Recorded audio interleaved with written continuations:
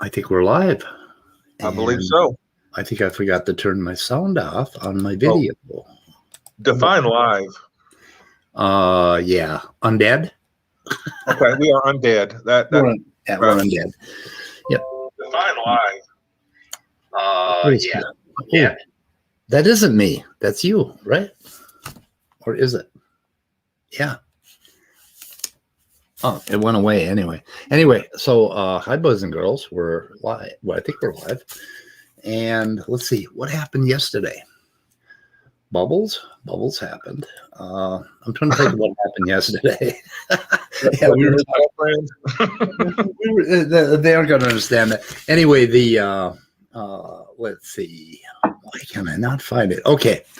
The reason for the icon this time is the Big Bang exploded. I don't know if anybody gets that. That is a picture from the Big Bang, and it looks like he has charcoal all over him. And basically, Standing for Truth did a little video, I think it was like 3 hours ago, with Dr. Lyle, Jason Lyle, or is it Lyle? I think it's Lyle. I've heard him called both. Yeah. Leo loves us, man. I'm surprised that Leo didn't join us for this one. Leo should join us. He should join us. But anyway, Jason Lyle is going on about the Big Bang and pointing out all the problems with the Big Bang. And it's really pretty stupid well, should I call him stupid? I think he's ignorant, or is he just lying? I don't know. And I don't know what with these quote unquote creationist scientists. I just don't know, because, some of them can write great papers when it's not a creationist paper, and then just do the, most horrible work when it is a creationist type subject. So I don't know what's motivating them. It's inexplicable. Wouldn't that indicate that they're lying? It would raise doubts. It would raise doubts. Yeah, like Douglas Axe, he does really great work. And he has done really great work. And then when you listen to him talk, he doesn't sound anything like his papers at all. Yeah, and he doesn't. And when you look at his book, he doesn't apply any of the same standards that he applied to his research. So it's almost like they got an offer from somebody for more money than what they were making as a scientist, and they ran with it, which I could understand. A wonderful, quote unquote, ministry or something, because sometimes, I guess if you're believe in a particular religion, you want to feel like you're making a difference within that religion. And maybe it's just like super compartmentalization. You play the religious language game while you're with them or networked with them. And then you do the science-y language game when you're writing more secularized papers for your institution. Yeah. I don't know. I'm no psychologist, and it just baffles me. It could be that. It is possible to compartmentalize your beliefs.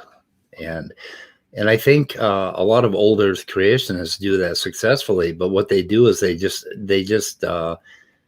don't think too deeply about the religious aspect of it, so they never run into a contradiction. And when it comes to science, they do think about it. But now, Standing for Truth, when he first started his channel, or first got going about a year ago, or a year and a half ago, had this SpongeBob thing. That was his big deal. Uh-huh. And he said that evolutionists had SpongeBob imagination. And I always thought that imagination in science and in mathematics is really a good thing. That basically imagination is correlated with your intelligence. So if they do not have SpongeBob imagination, like when you solve a mathematical problem, you are using your imagination to solve that problem. That's your main tool, is imagination. Mm-hmm. And it's the same thing with science.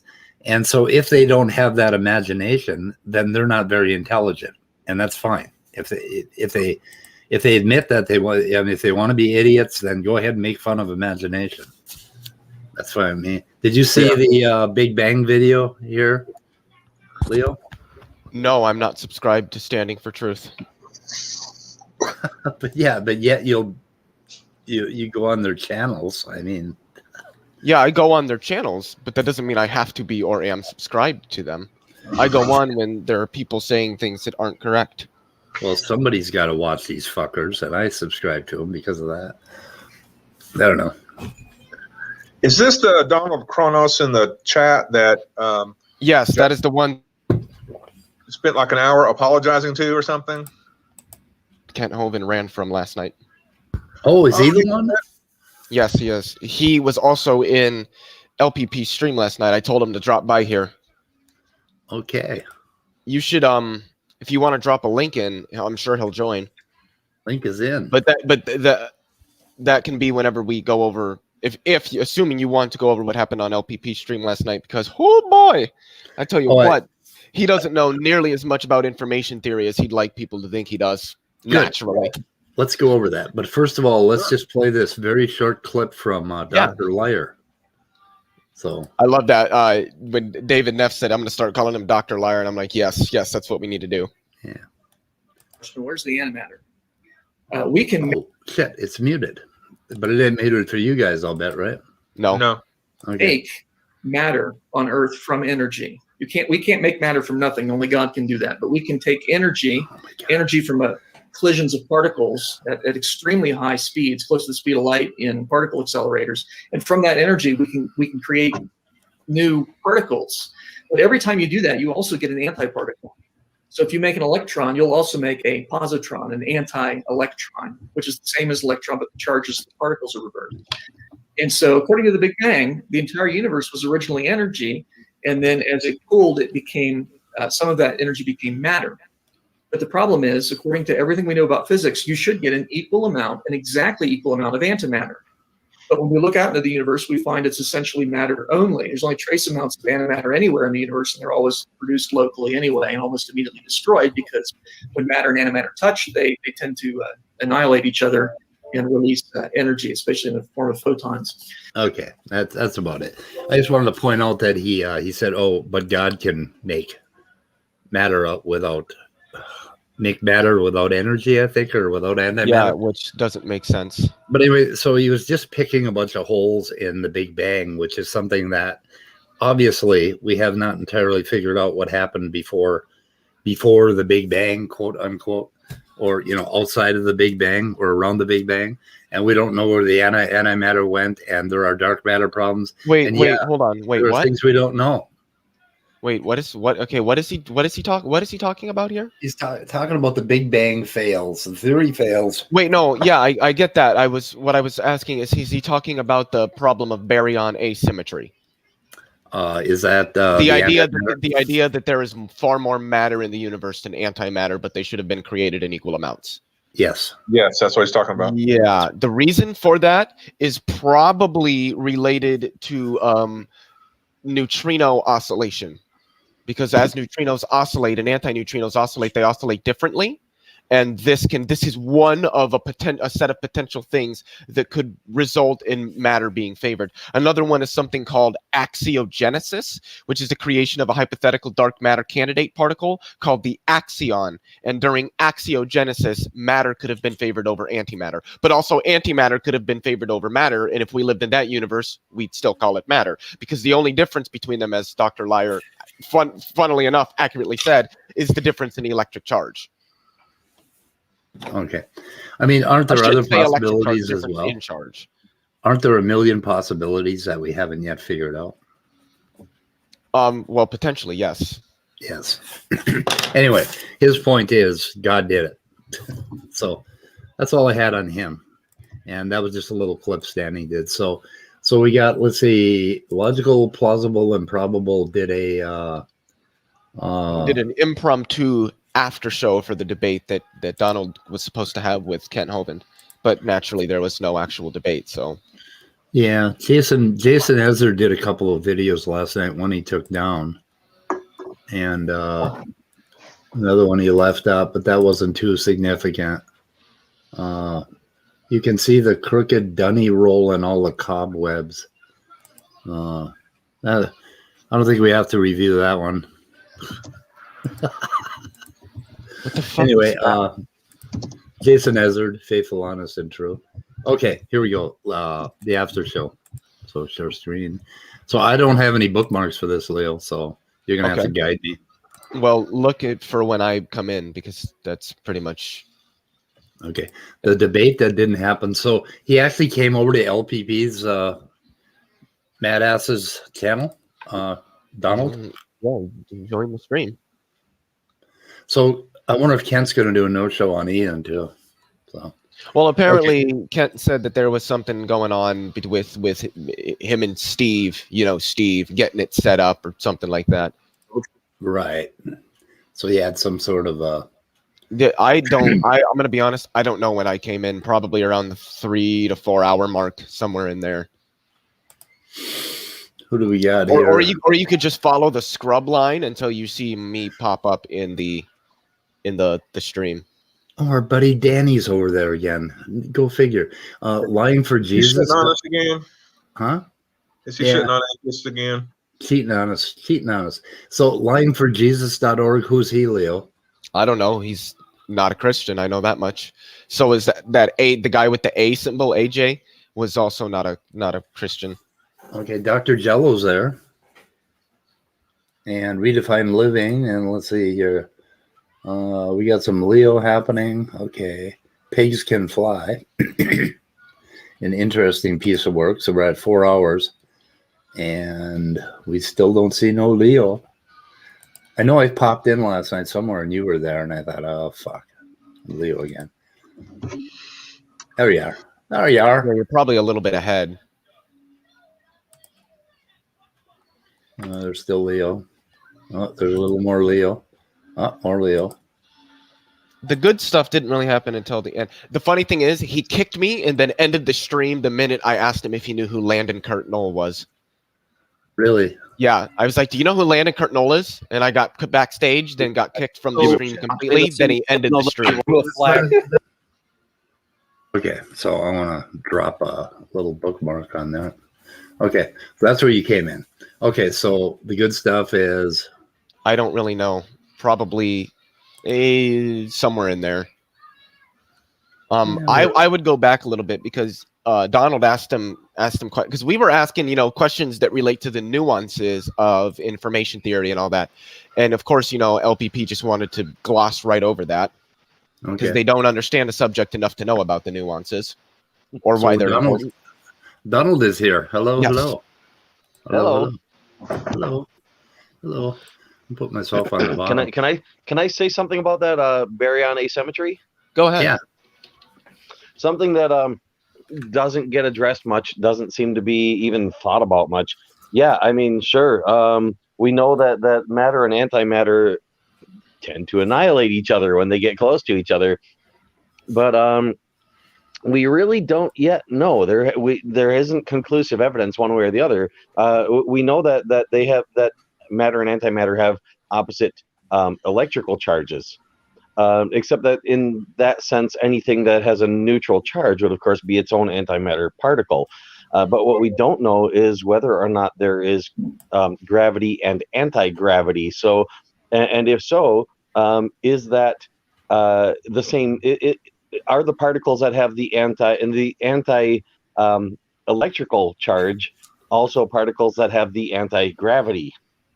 And if that's the case, if that turned out to be the case, then the antimatter might very well just be very distant from the matter simply because they tend to gently push each other apart.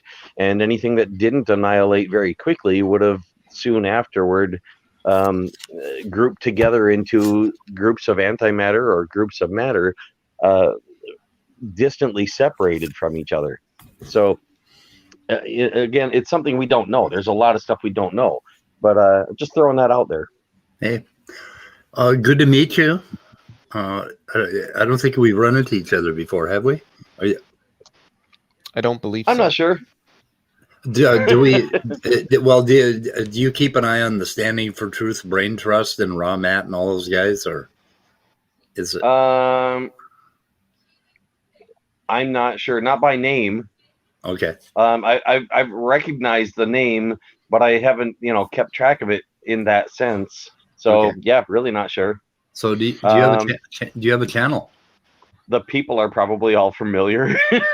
Yeah. Okay. I have do you two. I have two channels. I have an old channel that got abandoned because I lost the password, and then I have two current ones. One with very few subscribers. That my intention is to make a more serious channel, but that I haven't been doing much on because I've got so few subscribers, and. Okay.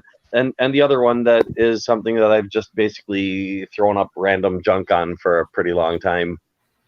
I just made you a moderator, so if you could post your channel links in public chat, you should be able to post, and people could keep an eye on you, and I'll go subscribe.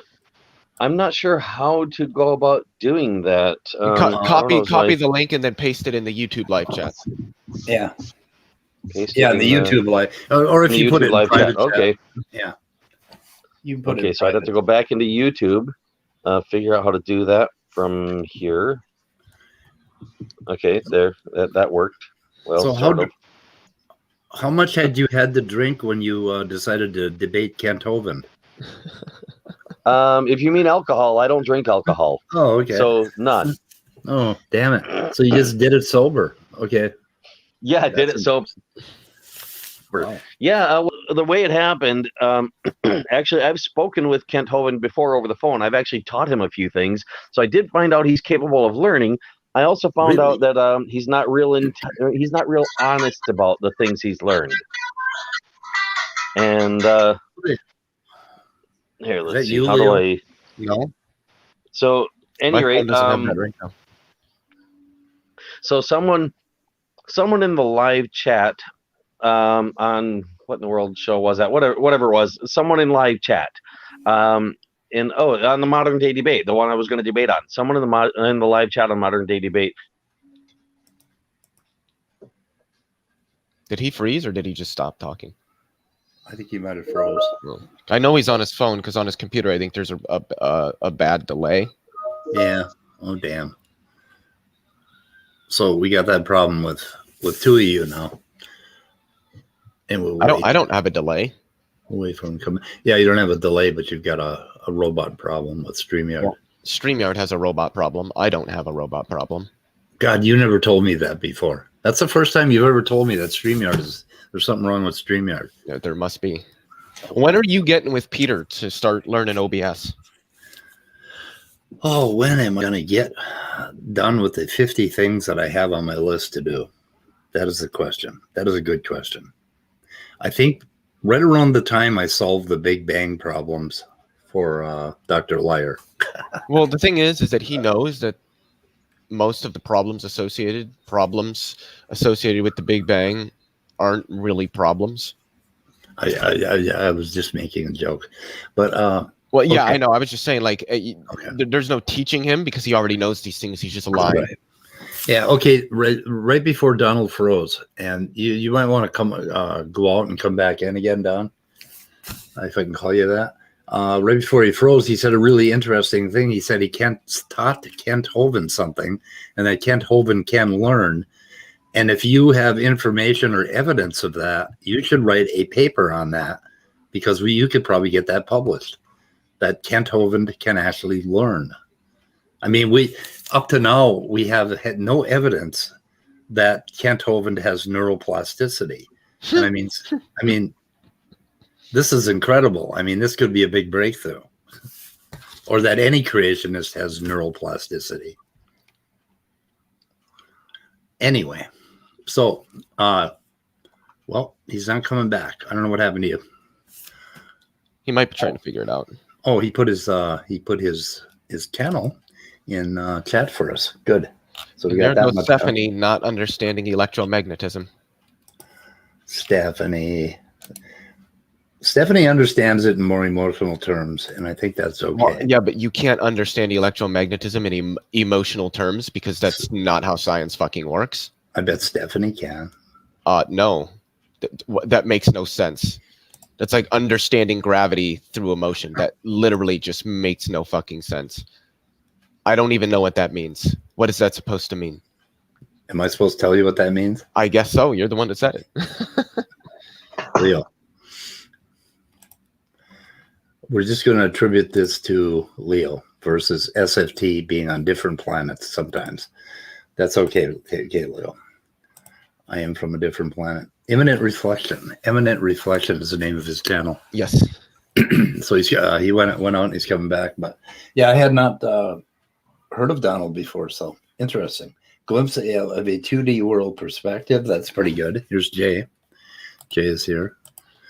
Jay. Do you think we could find a spot in this LPP video, or should we? Yeah, I told you to go back to where you see Donald still in the stream. Okay. Which means you're gonna have to go scrub back. No, wrong way. What? Because he's still not in the stream. What do you mean back? Yeah, go earlier in the stream. Go back. Yeah, that's where I'm going. Okay, This would probably be a decent place to start. Okay. Might want to unmute it though. Yep. Before you click play. Here's my conclusion. Okay. I think that information is supernatural. Wow. I think that it is not respected of space. Are you fucking kidding time, me? Did he really matter. say that? Yes. So when I ask you I was trying not to where laugh. the statement is, that would be in respect to space. Okay, so can you pause really quick? I want to put a couple of things in perspective. So he kept, and apparently Donald is a linguist, like he does linguistic stuff. But this started with trying to pin down like does DNA have information in it, which obviously it does. And that it's a code and all this stuff. And I pulled out the electron cloud analogy, that the electron cloud is a code, or at least contains a code in the structure of the atom or the electrons, because it codes for the types of reactions that the atom can take place in. Donald understood what I was saying 100%, but naturally all of the rest of them, being young earth creationists and not understanding half of what they think they understand, didn't get it. Yeah. But Argotha, Bob was going off about, like, if I make a statement, where is the statement? Yeah. And I granted him, just for the sake of the discussion, that the statement is immaterial, but it's still physical. And I made the distinction between material and physical. And then Donald came in and was like, and got a little more technical, which I was about to do that, but I was like, just for the sake of the discussion, I'll try to keep it simple. So, Maddox doesn't get all butthurt. But it was like, well, the statement's in your brain. It's contained within the neural networks in your brain until you utilize some other medium, whether your voice, whether you're writing it down, what have you, to express the information that is in that statement. Right. But it's all physical. It requires physical stuff. Yeah. So I came in and listened to part of that right there, and I would probably almost disagree with you a little bit, Leo, on DNA's relationship to the idea of a code and orbitals and subatomic orbitals. Well, it's not meant to be a one-to-one correspondence as an analogy, but in the same way that DNA contains a code, one can easily argue in that same manner that there is a code in electron clouds around atoms. Yeah, the argument for DNA being code is that, okay, you have a mapping from A, which is codons, 3 nucleic acids, to B, which is an amino acid. Yeah. And the mapping is arbitrary, but now where I would push back on it being a code is that the mapping is not, it's not bijective. It goes one way, but you can't go backwards because. Can I respond to that? Yeah, go ahead. All right. Coding and encoding doesn't have to be precise. It isn't always precise. As a matter of fact, translating one language into another is considered decoding one language into another language, and it's usually a very imprecise thing. There's a lot of encoding that isn't one-to-one, and so yeah, in that sense, it is. In that sense, the information is a code. But it's a slippery concept, because the whole thing is DNA itself is not a code. DNA is a chemical. It's a long chain molecule that has a small variety of different links that can be in that chain, and the order of those links basically dictates what other chemicals are able to bind with it in what way, in what places. And so it's not so much a matter of like you can read it and say, okay, this says elbow, this is going to grow an elbow here, or this says you're going to grow to be tall or a certain height. And you can't just go in there and like digitally say, okay, we've got the gene for 6 feet tall here, let's change the 6 to a 7. It doesn't work that way. It's not an encoding of what the multicellular life form will become, but what it is an encoding of how that DNA can interact with other chemicals. And inside of the environment of a cell, which is basically an encapsulation of an early biological realm, so to speak. Inside of that environment, there are a limited number of chemicals that the DNA or RNA can interact with, and that genetic information only has an encoding within its environment that is consistent. If you change its environment, if you change what chemicals are around it, you can't expect it to do the same things. You can expect it to do what it would do in that environment. Okay, Kelly, would you call translating one language, mapping one language into another code? Yes. You would? Okay. Yes. So translation is code to you. Okay. It is a form of code. And like I said, translation is usually not very one-to-one. It's usually actually far from it. Yeah. I don't have any problem with coming up with a concept of a code as being a mapping from one set of objects into another set of objects. And I have no problem with that at all. So that is one of the major uses of the word code, yes. But the important thing to understand about DNA is only about 1.3 to 1.7% of the DNA actually does that. The rest of the DNA is just a chemical reaction. Well, let me speak to that. The part that you're talking about is what codes for proteins, and the way that it goes about coding for proteins is to first code for messenger RNA, and then the messenger RNA actually codes for the protein. So the DNA isn't actually directly coding for proteins; it's indirectly coding for proteins. Yes. But the rest of the DNA may be coding for other things that we don't know exactly what they are, and some of that coding, some of that so-called coding, might not be in the sense of the order of the nucleotides. There's other information in the DNA as well. For example, when DNA is replicated, the two strands are separated, and a new strand of DNA is made and attached to each of those single strands.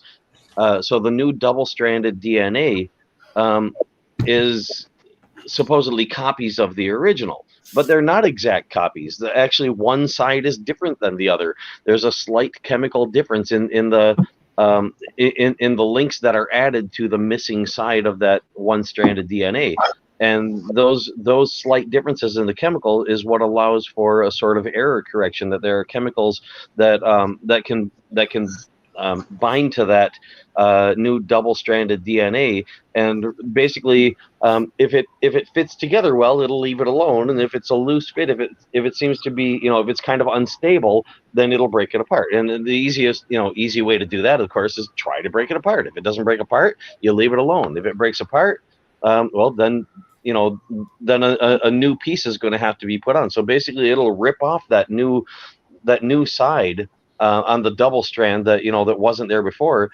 If it's able to rip it off, it'll pull that off and leave that spot empty, so it can be refilled by the correct nucleotide in that pair. And but the DNA also has folding, and the folding of the DNA, the way that it's wrapped around, the way that it's shaped, can make parts of it unavailable to the chemistry inside of the cell, and that folding also is a sort of a coding, and that folding, of course, has to do with several factors. There's things that bind to the DNA. There's it can get a little complicated, and I'm not sure I'm qualified to fully describe it. But if you notice, if you look at the the shape we're used to seeing chromosomes in the pictures they take of them, that's not the shapes that they're usually in. Those are just That's very easy shapes to short-lived. photograph. It's a Yeah. very short-lived stage in what a chromosome is and what it's doing.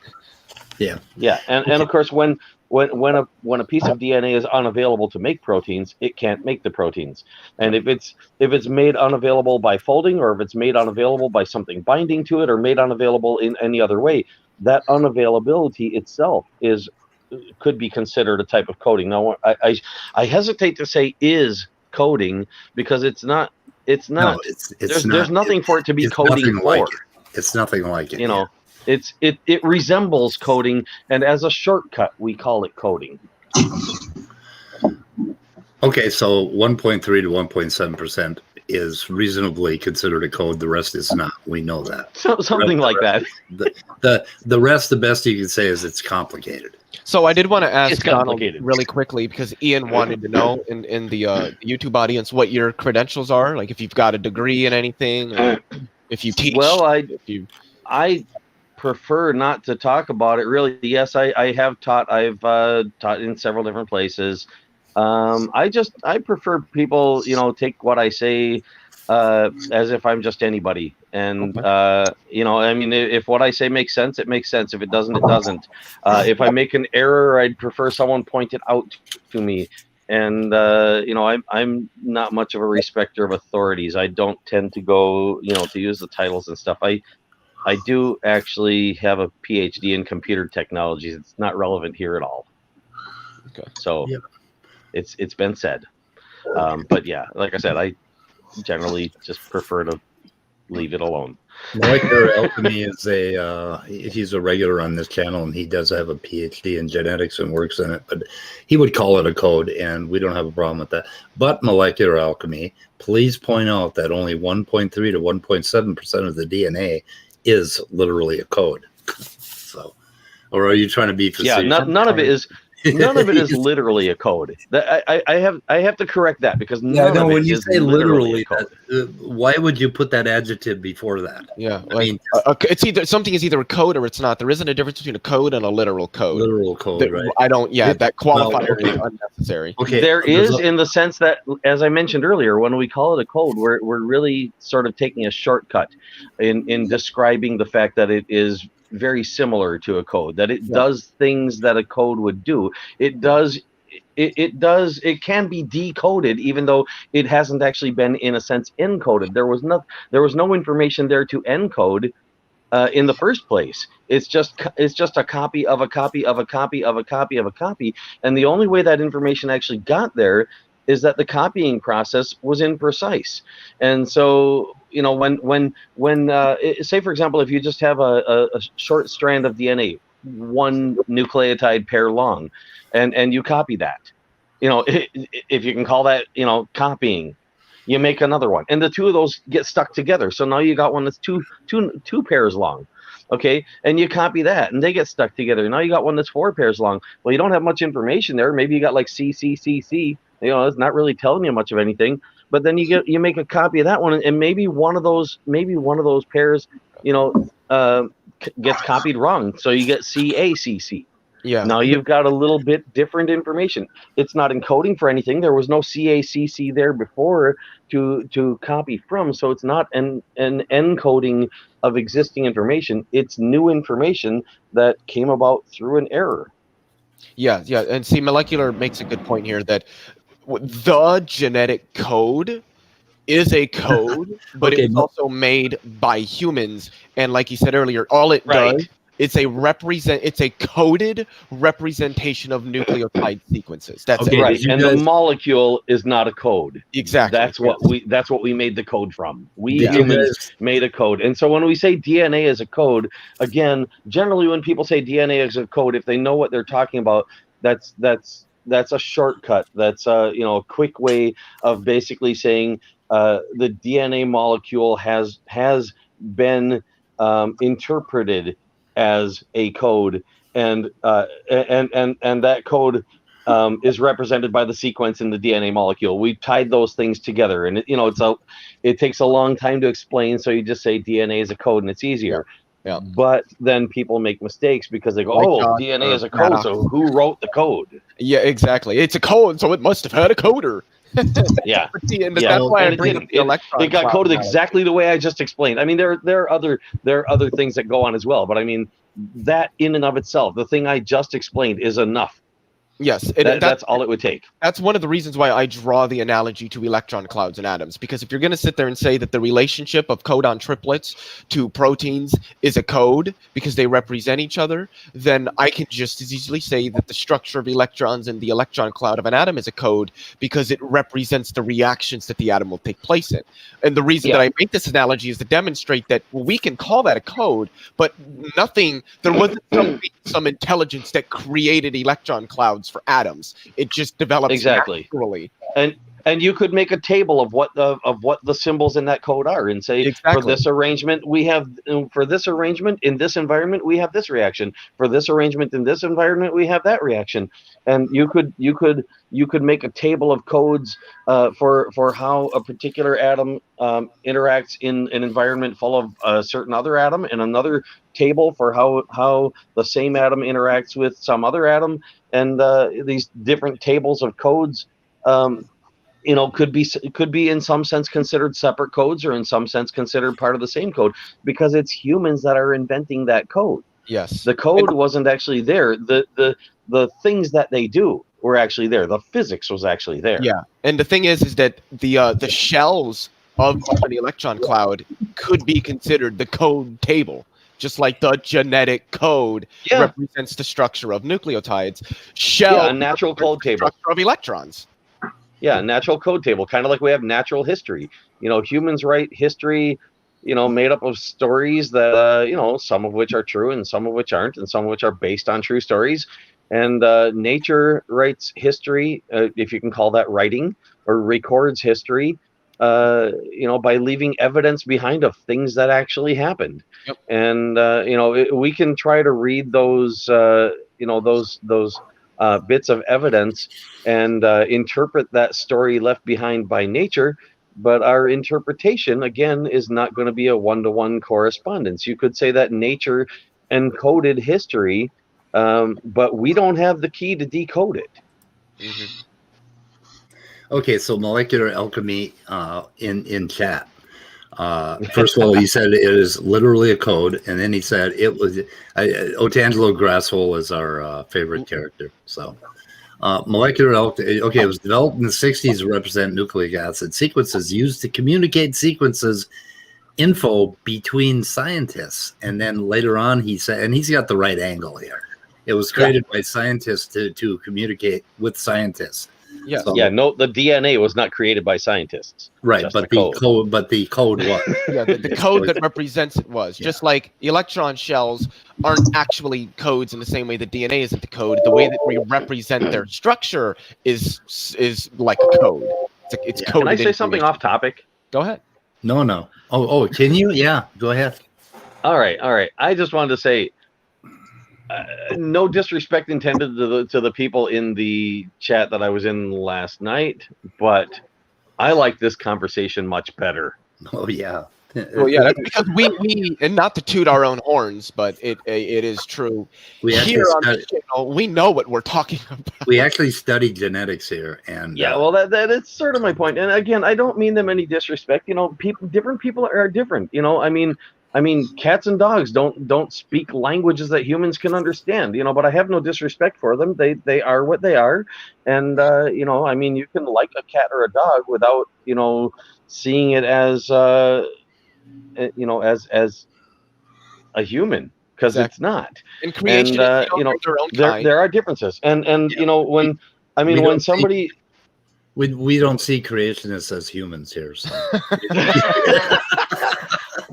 You might want to mention that you're actually kind of kidding about that, because otherwise one of them will definitely take it literally. Get it. You know they will. When you mentioned dogs, my first thought was I don't have a problem with taking a dog out and shooting it if he bites people. So I don't know. But, I mean, the thing is, we don't all have to like each other, but I mean, my point is, they were at least it seemed to me trying to have an intelligent conversation, and I credit them for that. Well, But Argatha was LPP doesn't have.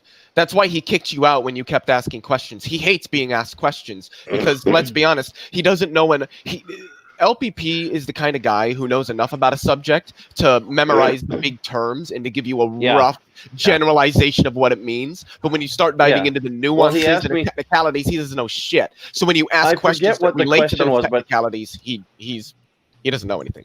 I forget what the question was, but he asked me a question that could have had more than one answer depending on what he meant by it, and and he kicked me out because I asked him what he meant, which is kind of like if I asked you, okay, Leo, I'm going to ask you, do you know what a VCR is? Yes, I do. Okay, tell me. A VCR is something that you put. I don't even. God, it's been so long since I've used one. Okay, what does it stand for? VCR. Do you know what it stands for? I actually don't know what it stands for. Okay. But you think you have an idea, right? Now I'm going to tell you what VCR stands for in the context that I was thinking in my head. In the context of electronics. So now you know it's electronics, okay?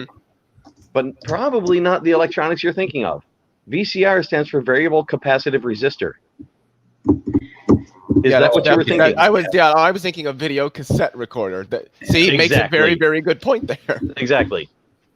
That's my point. And he had just made a similar point with a different word. And again, I forget which one it was, but he had just vaguely made a similar point about word usage. Basically said, he could replace some word with blah, blah, blah. And then he does that. Yep. And I'm not supposed to ask him what he means. When obviously I need to in order to answer correctly. The thing is, he doesn't understand the subject at a technical enough level to understand to know what the nuances are to be able to. Yeah, that might have been the problem. Maybe he didn't know what he meant. That's definitely the problem. Anybody else that's in here, the other two people can. I don't want to say, because I don't know, but that might be it. Yeah, because he's done the same thing when I've tried to have discussions with him on quantum mechanics. Now he just straightforwardly refuses to discuss that subject with me because he just doesn't know nearly as much as he thinks he does. He thinks quantum mechanics shows retro causality, and it doesn't. He doesn't know anything about genetics either. No, he doesn't. He's skimmed across the surface. Retro causality. I'm thinking, what does that mean exactly? That it essentially means that an effect can precede its cause. Which just causality takes on a completely different notion in quantum mechanics to begin with because of the statistical nature of it, and most things are stochastic. So talking about causality when we're talking about quantum mechanics, you're going to have to really, really define, and it's going to have to be technical what you mean, because it means something completely different when we start breaking reality down to that and level. there's also the fact that quantum mechanics, actually there are various versions of quantum mechanics, and so the same rules don't all apply to all of them. Exactly. But in at least some versions of quantum mechanics, time is reversible, in which case if you can look at time backward, then all causes precede their effects. In general. And so is he right? Maybe partially. Is he completely right? Absolutely not. Exactly. In some obscure interpretation of quantum mechanics, he might be partly right, but not in textbook quantum mechanics. It's a gray area, and I would give him credit for recognizing that there's at least a possibility that one interpretation people are giving might not be correct, but then that doesn't mean the other interpretation is correct either. Yeah. I'm trying to follow Lena Pa in chat here, and what she's asking Jerry Penna. This is not an answer to my question. And then, oh my God! But then Otangelo Grasso has something to tell us. Leo, stop talking quantum mechanics.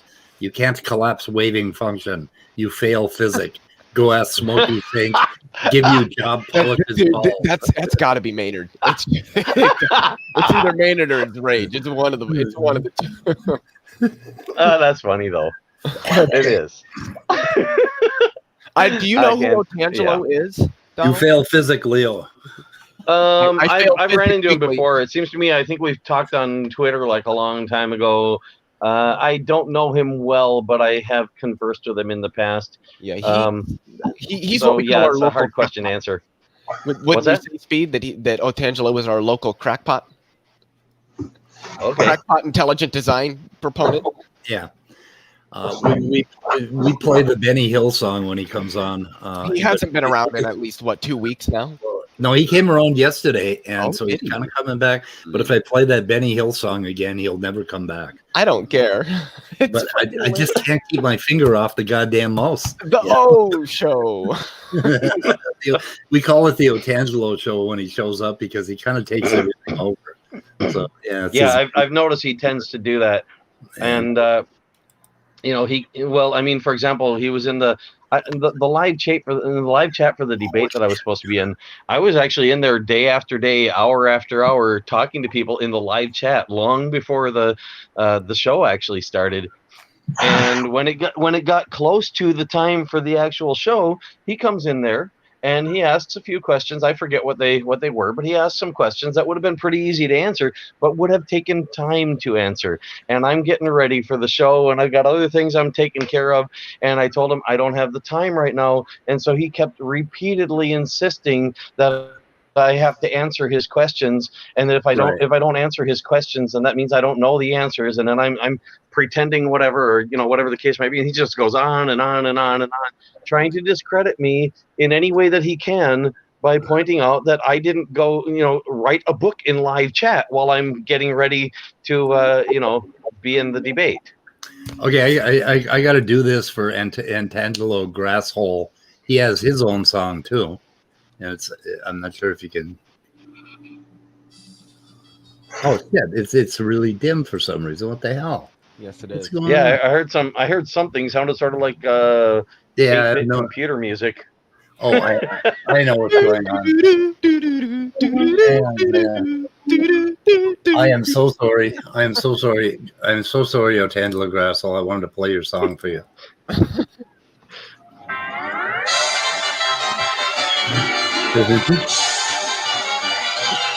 Okay, that's Grasshole's song.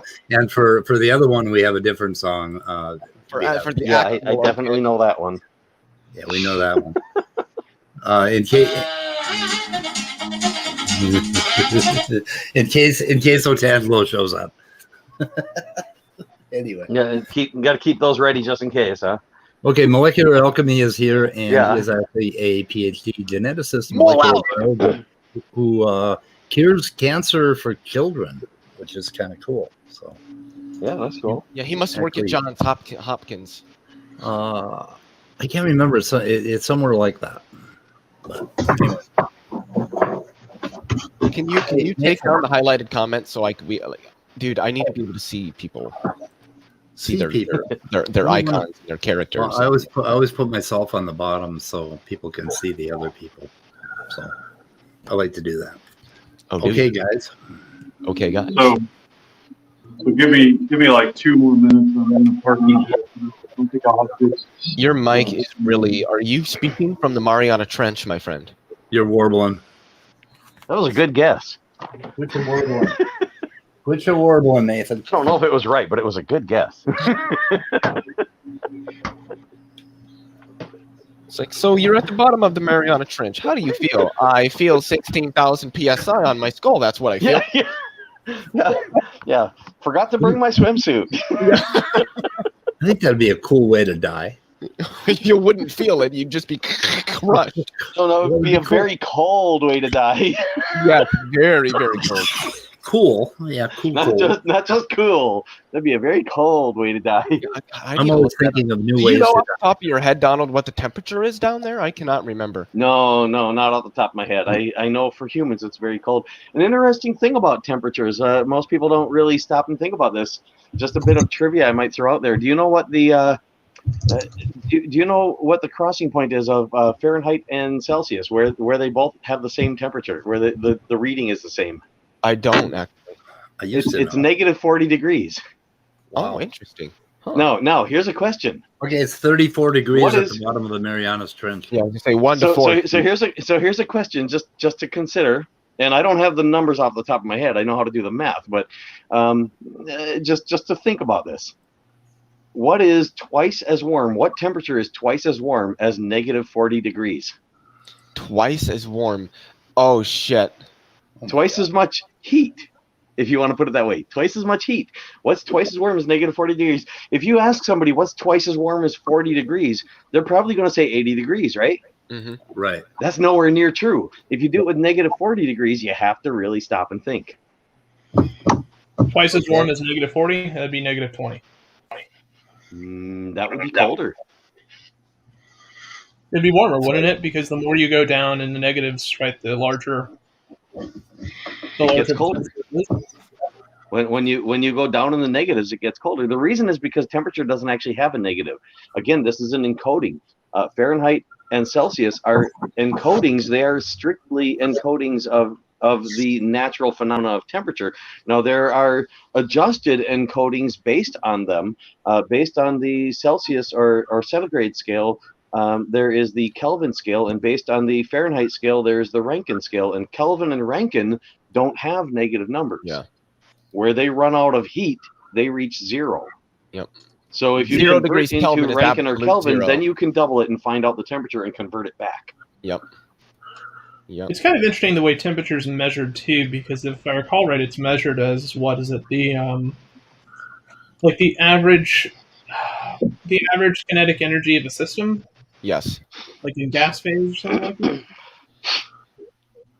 that. Well, it depends on what you mean by measuring it. Now, there's a technicality that slips my mind right now that I should be able to speak to, but there's a difference between the amount of heat that something has and the temperature that it is read as, because when you read the temperature of something, you're reading how much heat it gives off in a given environment. And for example, if you take water ice, and and say water ice at negative 40 degrees, and you add 40 degrees of temperature to it, on the Fahrenheit scale, if that's on the Fahrenheit scale, you're still going to have frozen water. But if you're on the Celsius scale, from negative 40 to 0, when you hit 0, that's the thawing point of water. So you would think if you add one more degree to it, you'll get liquid water, but you won't. What you'll get is 0 degree ice. And you add another degree to it, and what you get is 0 degree ice. And you add another degree to it, and what you get is 0 degree ice. But what's going on is inside of that ice, little bits of it are melting, and when they melt, they absorb energy from around them to make up the difference, the latent heat necessary to go from the solid state to the liquid state. So as they absorb that energy from their surroundings get colder, and it keeps the stuff around them frozen. So you have to add enough energy that you can break free of that chain reaction of staying frozen. And in the same, and it works the same way in the other way around. When going down in temperature, you take heat away, and there's a latency there. There's a point where if you're reading the temperature, it's not going to seem to be getting any colder. But you can also take liquid water down to a temperature way below its freezing point and have it still be liquid until you move it and give it a chance to crystallize, so that it can remain in a basically amorphous state until you give it that little bit of energy necessary to be able to start arranging the crystals into a crystalline structure. Yeah, because essentially, like what you're doing when you add heat to like the structure, say like of ice, for instance, right? Water that's been frozen. Essentially, and correct me if I'm wrong, right? But what you're doing essentially is you're causing the lattice structure of that ice, of that kind of cube ice, to dissolve. Effectively, that temperature is causing these water molecules that have been kind of. Yeah, you're basically getting them to break free of each other. Yeah, you're essentially, there is energy holding them together. So when you get them to break free of each other, you have to put in enough energy to do that. And different chemicals have different sorts of reactions in that way. Water, for example, has a strangely shaped molecule that is polarized, positive on one side, negative on the other. And when you freeze it, depending on how fast you freeze it, depending on how much pressure it's under when you freeze it, but generally speaking, water tends to expand as it freezes, which is sort of a rare phenomena. Right. Thermodynamics.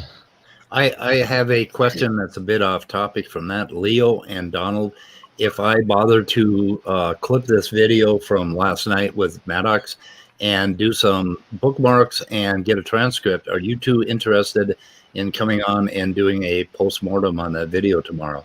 Yes. Okay. I think I missed most of it. I got into it late, and then I got kicked out for asking a question of clarification. Yeah, I can clip your part. And not much I could say. I think if I upload it basically as a private to YouTube, it will give me a transcript within about 24 hours.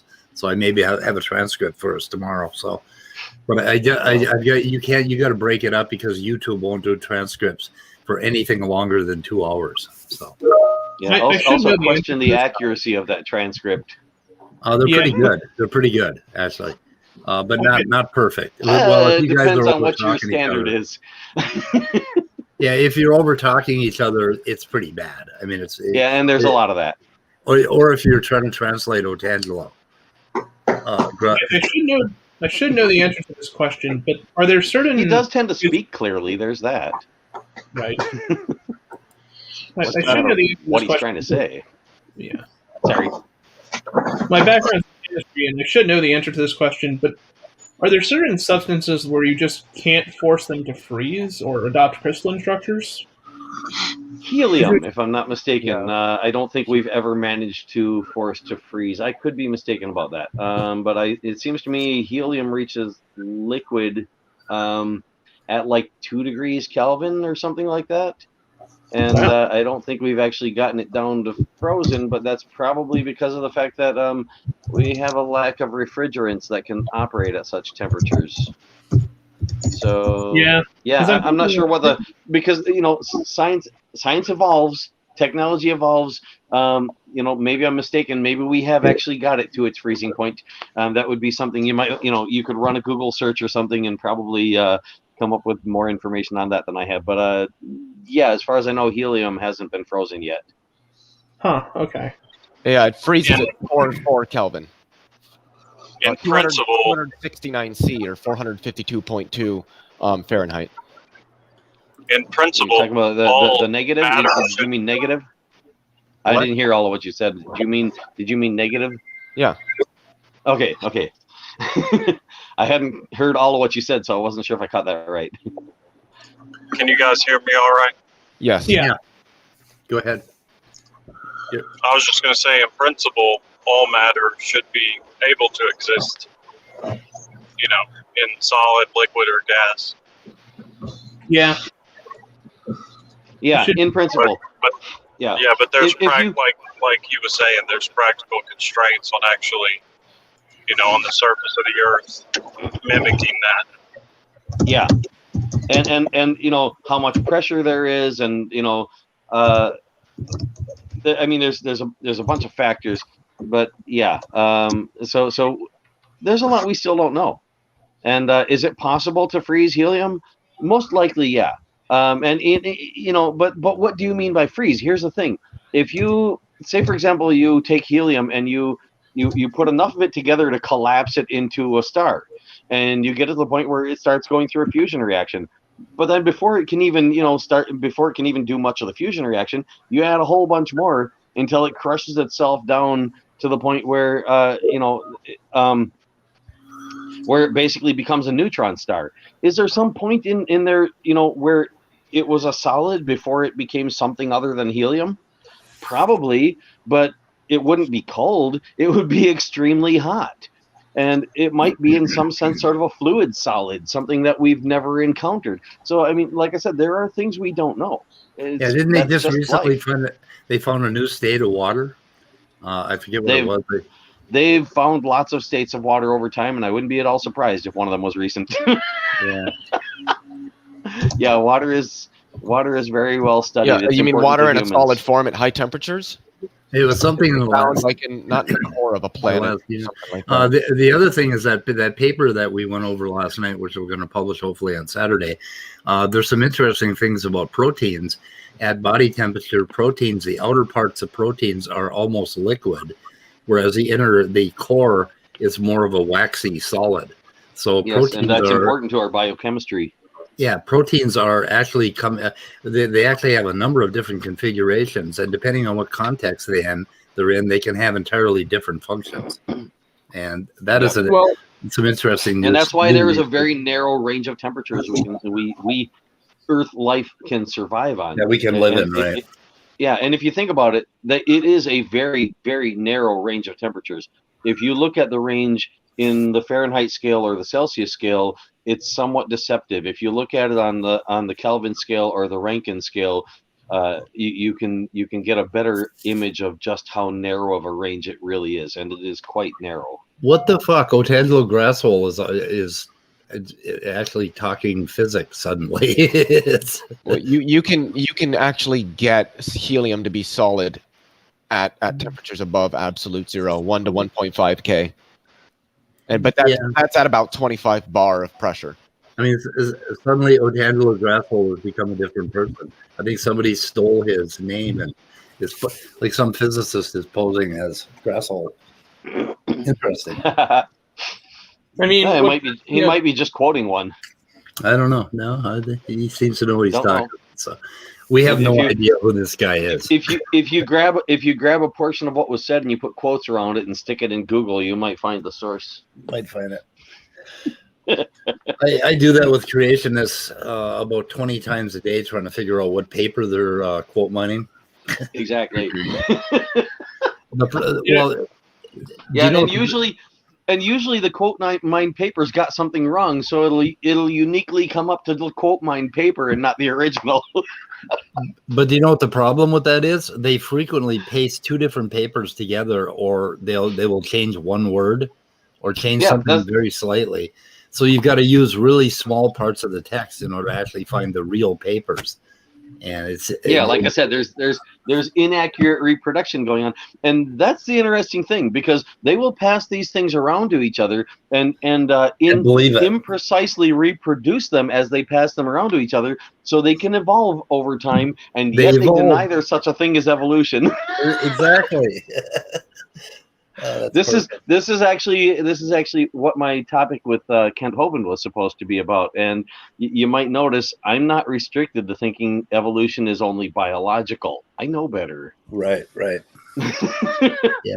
So when he talks about stellar evolution or planetary evolution or cosmic evolution or whatever the case might be, I'm ready for it. And when he tries to say, for example, that cosmic evolution is the Big Bang, that it's the origin of the universe, that by definition it's an origin, I can blow that right out of the water right off the bat, because evolution is not an origin, it's not an event, it's a process. And if you've defined a type of evolution as something other than a process, it's not evolution.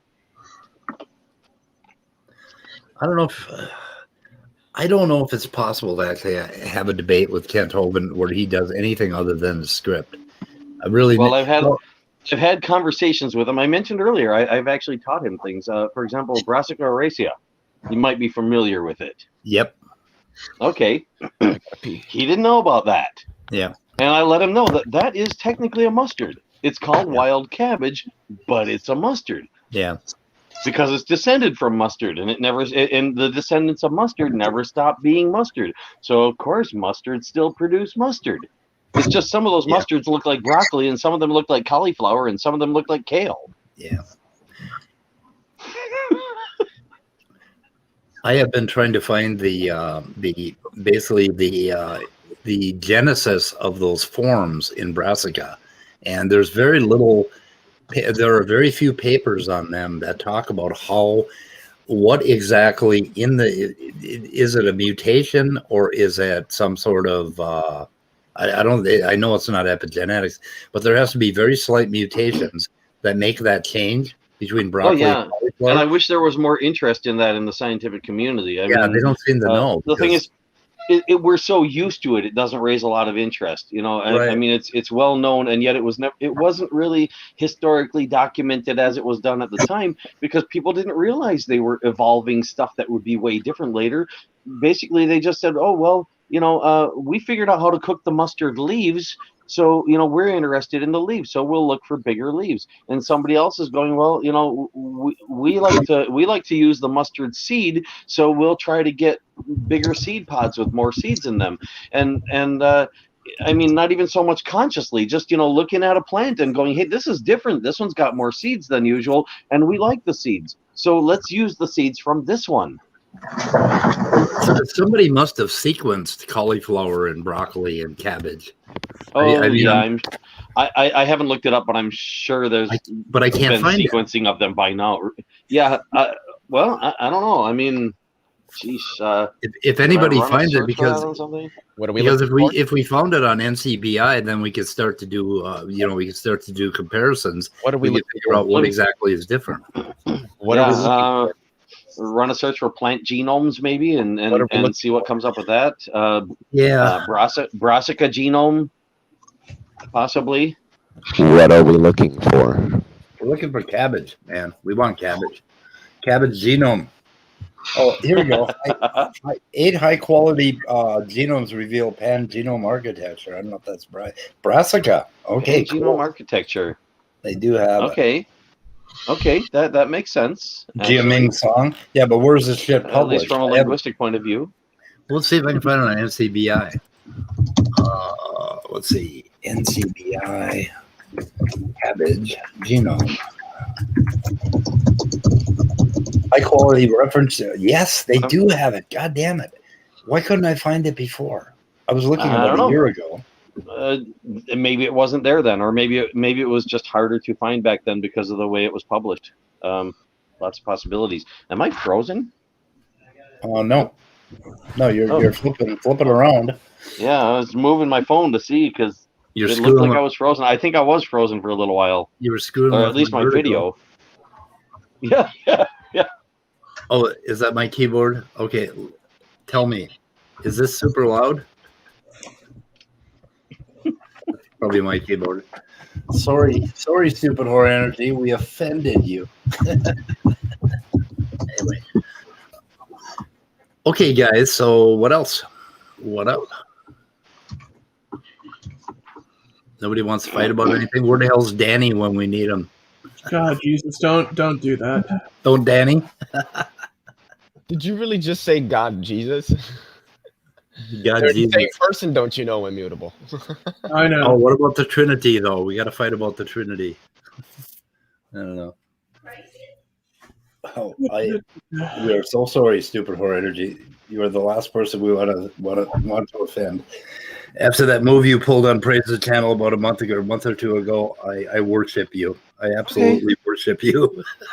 I don't know if this is what you found or not, but I don't know if this is what you found or not, but I just ran a search on my computer for Brassica genome and in Google, and the first thing that comes up, it says Brassica genome. The Brassica database, BRAD, is a web-based database of genetic data at the whole genome scale for important Brassica crops.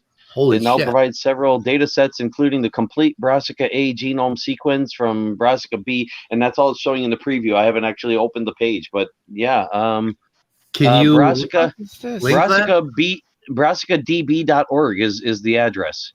Okay, BrassicaDB.org. Like I said, I haven't even opened the actual page. I was hesitant to try running a search on my phone because I don't want to end up frozen again or something. And it took me a while to get my browser up on my computer, but I just ran that one search, and there it is, Brassica genome. And looks like yes, they have done that. Which I'm like I said, I'm not at all surprised. I assumed that it had been done. I haven't looked it up. but yeah, I've actually know about that since I explained that to Kent Hovind. I've actually heard him bring it up. In things that he's talked about, and he understands it. he understands that those things are related. He just sees that as more microevolution, which he somehow either thinks or wants, or at least wants other people to think is somehow distinct, separate, and irreconcilable with macroevolution. That somehow 1 + 1 can equal 2, but 1 + 1 + 1 + 1 + 1 + 1 + 1, somewhere along the way you can't add 1 anymore. Yeah, so Praise deleted the video, but not before like 1 million people found out about it. Did he delete the video? Really? Oh yeah, dude, he deleted the video within 24 hours of it being up. Oh my god. Yeah, it was. What video was that? Something that Stupid Horror Energy probably doesn't want us to talk about. Yeah. But anyway, she did something that was so fucking cool and so unbelievably devastating to the believers that I call her my Batman. I mean, she has bat powers. Dude, Jill, was that intentional, do you think, or was she trying to support them and it went awry? It was definitely intentional. Dude, I'll never get like Jill Speed. I don't know if you remember this. Jill left the stream. Yeah, instantly. Motherfucker pulled a Sopranos on us. He was gone. Well, he won't even be on a stream if there's another woman talking on the stream.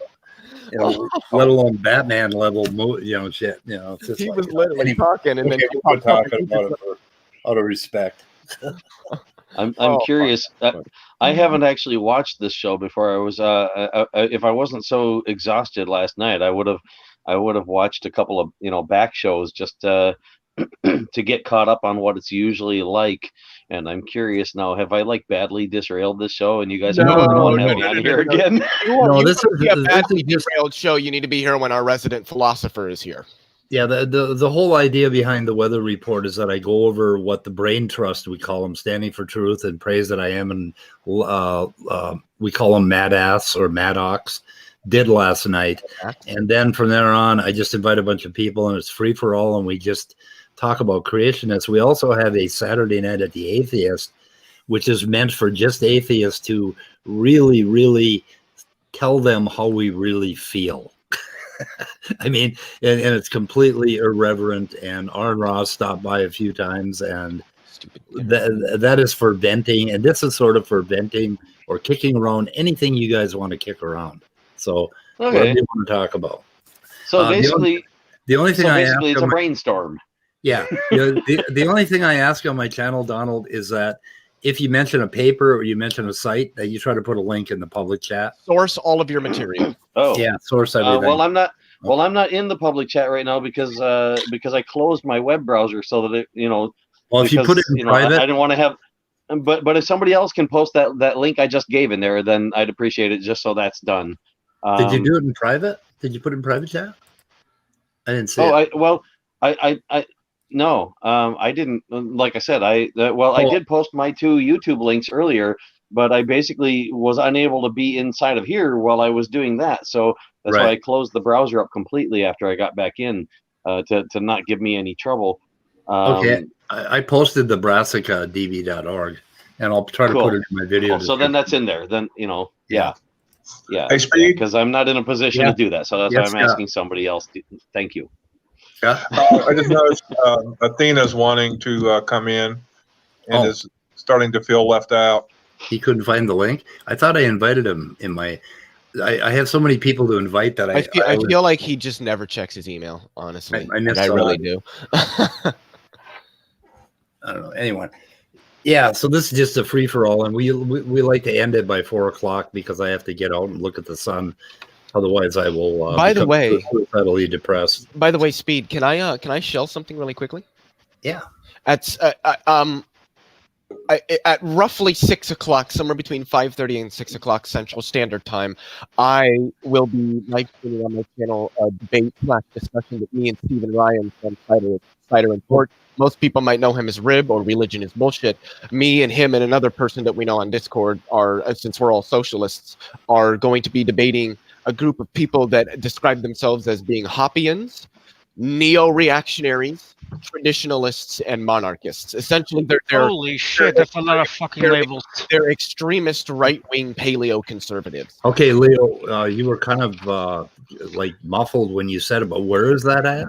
Yeah. You live streaming got it a on my link? channel. You just got to go to my channel and click reminder on. I can't link you because I can't get a link to that, because when I go to my own channel, while I'm logged in on my channel, live streams that I have scheduled don't show up. The thumbnails don't show up.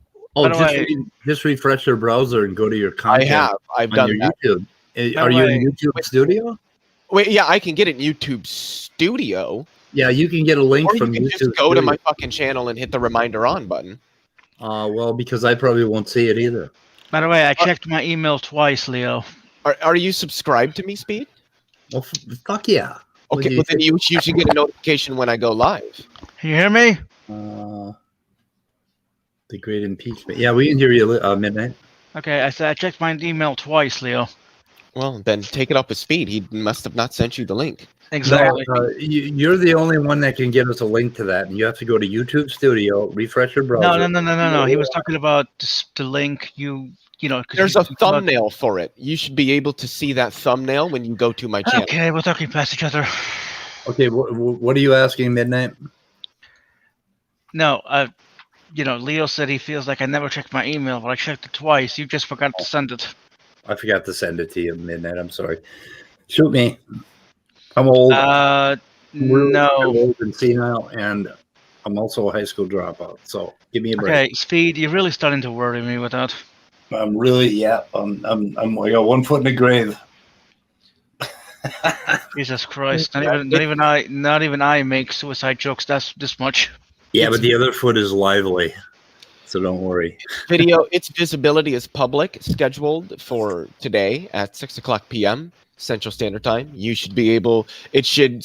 Sometimes they don't, but usually, if it's a channel that you watch frequently, they'll pop up on your home tab on YouTube. If not, you just go to my channel, and that should pop up. It should give you the option to hit reminder, to set reminder. Now, this is where I would say, Leo, you ignorant slut. Except that I know you're slightly on the spectrum, so you probably wouldn't get the joke. But God damn it, Leo, go to your fucking YouTube Studio, get a link. Are you telling me you can't find the thumbnail? No, it's not on your site yet because YouTube sucks. You're the only one that can get that link. So anyway, well, I'm not even sure if I'm subscribed to your channel. Giving you the link, I don't think. Maybe you will be able to set a reminder. I don't know. Let me put it in the YouTube chat. Back more. Okay. Okay. Yeah. So anyway, you see how chaotic this gets, Donald. So anything you want to talk What about? is this? Oh wait, hold on. It's the actual Otangelo, not. Oh no, we have the real Otangelo. Yes. Do it, Speed. Donald, check your Facebook Messenger. I did send you a message. So Donald Otangelo wants to reach out to you and tell you about biochemistry or something. How do you have more subscribers than I do? Hey, Leo. What? Well, you just have to go to videos under his channel and then click on the drop down, and it will say upcoming live streams. Yes, that's what I'm saying. That's where you get the link to it. You got to remember, Scott, this fucking boomer doesn't know YouTube, despite the fact that he's on it every fucking day. Okay, where the hell is this drop down? You click on the videos where it says videos. There's like home and then videos and then other things. You click on videos, and there will be a drop down right below that, like that probably says uploads or something. You click on that upcoming drop live down, streams. Oh, and for then Christ's upcoming sake. live streams. I learned something new. Something new. Damn it. I hate that. That hurts Yeah, my brain. I went really, really Vosh with the title because, I mean, for fuck's sake, the guy's got like 330K subscribers, so he's doing something right. Yeah. I will set a reminder. Okay.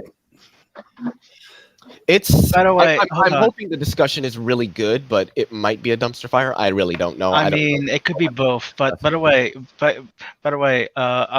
before standing with live for this 3K show, right? I went in just to say hello, and he's like, "Hey, you know what? I should thank you because I got my first 6 months started on your channel. I created a monster. I created I triggered him so badly that he did a video on me, and all I said was one comment, and I said, Stanley really doesn't understand how to do this, does he? And it was something like that. It was one line, and he did a video on me and Dr. Dan. Wait, was that a comment that you put, or what? It was a comment in his 3K stream, I think. It was like one little comment, and he does a video on me. Okay, how is it? How is it that Standing likes me but hates all of you? I don't know. I mean, I've debated with him before, so it's not like I haven't debated him. Well, he senses that you're about, that you're a potential convert to Jesus. Well, he's sorely mistaken because I was an atheist my entire life. Hold on. Midnight, you know what you need to do, right? You gotta walk the green mile, get right with Jesus. Walk the green mile, get right with Jesus. Green mile, never heard that one. Oddly enough, you know what? It doesn't. It doesn't really factor into a relationship. But I'm surprised my boyfriend is actually Christian. Which, okay, whatever. I don't know. I pray about 10 times a day. Every time I pray to Joe. Jesus Christ. I pray to Joe Pesci. And the other thing I often do is like, God, what the fuck? So you got George Carlin's religion. Yes. God, I love George Carlin. Yeah. Well, see, he's in heaven now, so God had to move out. He's up there teaching the seven. He laughed God out of heaven. Feels like I was lost right out of heaven. I don't know what to do. Got everybody in heaven to laugh God right out of it. See, my mama told me that if it's me, sorry, I like to sing at times. And if any theist wants to say, I don't have any evidence of that, yeah, they're learning. Good for them. What is Lena saying? Lena Powell seems to think that monarchism can be associated with left-wing politics, and it literally can. It's about as dumb as when people say, well, authoritarianism can be left-wing. Literally, no, it can't, because it's on the right side of the political spectrum. Something on the right side of the dark can be associated with light? Can't be associated with something on the left side of the political spectrum. It's not how political theory works. Wait, hold on. Did you hear me, Theo? Did you hear me, Leo? Hey, Donald said something. I said in the sense that dark can be associated with light or cold can be associated with heat. Okay. But those aren't the same. Yep. But you can associate them with each other, right? I mean, you talk about them in the same context. So yeah, maybe they're right in some sense. I wonder if any of the MAGA crowd would deny that they wanted Trump to be king. Okay, so Lena, I already addressed that. Norway, Sweden, Denmark, and the United Kingdom are not effective monarchies. They're monarchies ceremonially. The fact that they have a monarch structure still in place literally means nothing. It does nothing. It's there for ceremonial reasons. They are not effective monarchies. They're what are called parliamentary democracies. They're democracies, not monarchies. Leo, learn political theory, please. Leo, relax. Yeah, they have a monarch, but they don't have a monarchical system. Exactly. Oh my God, Jerry just figured out their system is not monarchical. Their system is not ruled by the monarch. Exactly. The monarch has a little bit of say in it, and they call them a monarch, but technically they're not really a monarch by definition. They're only a monarch by label. Kind of like the Democratic Party. How democratic is it really? Is it really a Democratic Party, or is it just named the Democratic Party? Yeah. Yeah, it's no different than North Korea calls themselves the Democratic People's Republic of North Korea, but they're not a democratic republic. The same way that China calls themselves. And a republic means about the people. And what does the Republican Party have to do with the people? Exactly. They're just words. As a matter of fact, China now classifies itself as a democracy. Are they? No, they're a totalitarian and what about communist Russia? Was it ever really communist? Nope. Not at all. Not even nearly. That was a monarchy. That was a dictatorship. Monarchy. Did you know that Minnesota is a monarchy?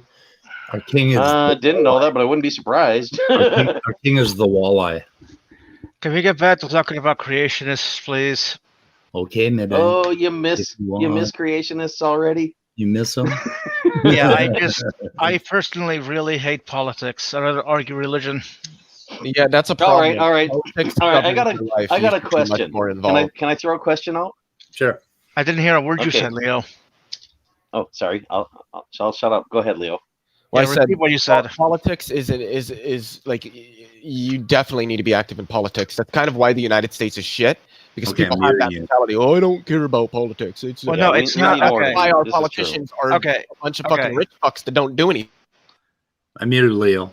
Because it's also about the poor. It's also about the poor people who are waiting for their God to do something for them rather than doing it themselves. Yeah, I mean, I'm poor right now, and I'm trying to do something. So yeah, so religion and politics are connected, regardless of the so-called separation of church and state.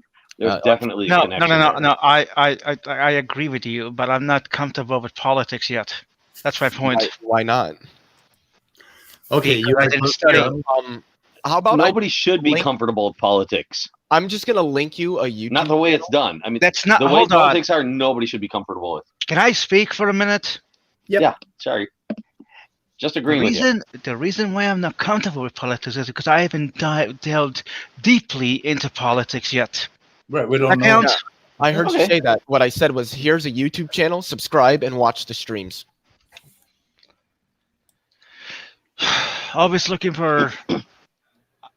I don't give a fuck. Now that we have a real president again, I can forget about politics. See, that's the problem. We don't that's have exactly a real what president. they wanted. You must they don't really have a real love president any more than the UK has a real monarch. You must really love Bosch. Donald, you had a question. He's one of the most skilled socialist streamers I've ever met. Yeah. Well, it's a hypothetical. From what you know of any god that anyone has ever mentioned, you know, real or otherwise, some god that somebody thinks is real. If you can think of someone that you know of that has said they believe in a god, from what they've told you about their god, if it turned out there was such a thing as gods, if there was a whole realm full of gods, or maybe, for example, if there was one god and he decided to make a bunch of imposters that could pass as gods but couldn't pass as him particular or her particularly. The only god that exists is the universe.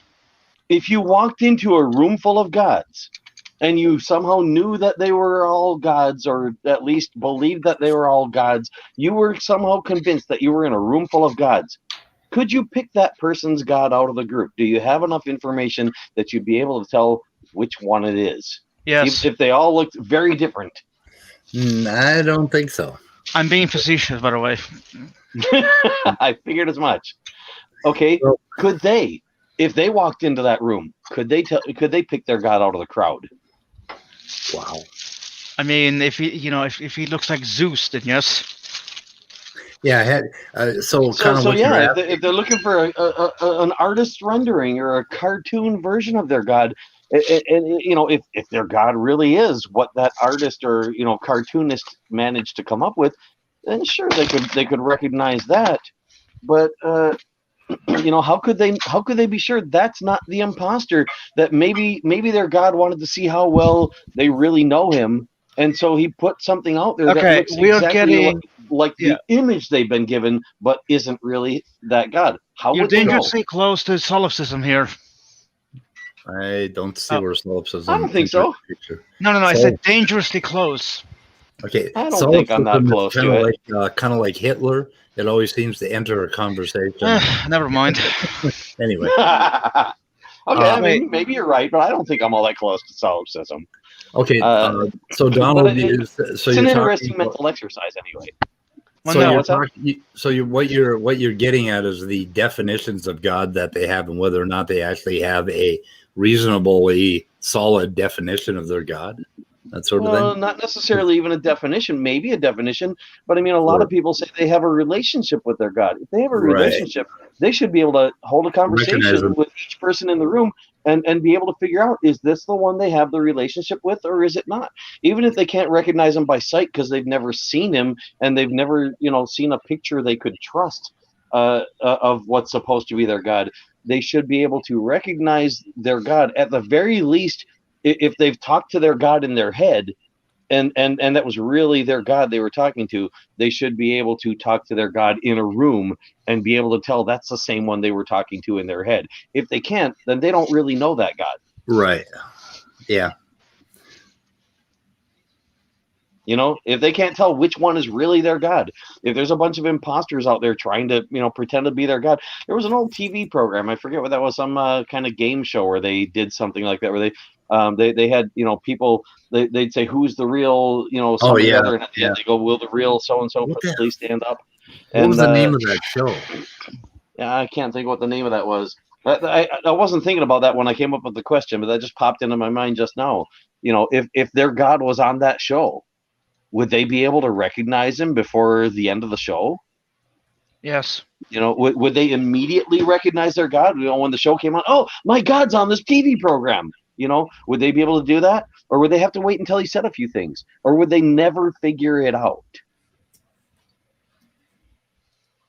And I think the answer for probably all of them is that they would never figure it out. And if not all of them, almost certainly most of them would never figure it out, which begs the question of, do they actually believe in a specific God, or do they just believe in a concept of a God, and they've been convinced that that concept represents and therefore is an individual? Is every conception of a God like a man, like anthropomorphic? Not all of them are, no. They're not in animism. The flying spaghetti monster is a good example of one that isn't. Oh yeah, yeah. I basically, if you look at DNA, if you look at biochemical pathways, you'll realize that it's spaghetti code, and that the flying spaghetti monster designed the universe. I just wanted to yes, and the planets are all meatball shaped. I just wanted to say really they quick. are. And their string theory. Oh yes, I never thought of that. Let Leo talk. So I just wanted to say for Scott Duke, I am not at liberty to say what particular liquid fills the vat that my brain is in. Oh, okay. I mean, when you think about it, your brain is literally, floating in a vat. Your skull could be considered a vat.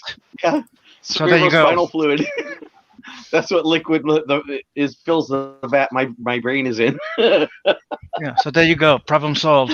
I kind of like this comment. If Stephanie is talking about our conception of God and she's saying we're a very young race, please forgive them. We're all one. Interesting comment. Got to keep an eye on Stephanie. You never know. Where is the older race of what that she's referring to? I mean, crocodiles. They're an older race than us. They've been around quite a while. Well, could a crocodile recognize their God in a room full of God imposters? Crocodiles are very zen. I don't know if you've ever looked at if you look deeply into a crocodile's eyes, you can see they are very, very much at peace with themselves. So. If you sent a crocodile into a room full of God imposters with one real God in it and said go eat the real God, could he pick it out?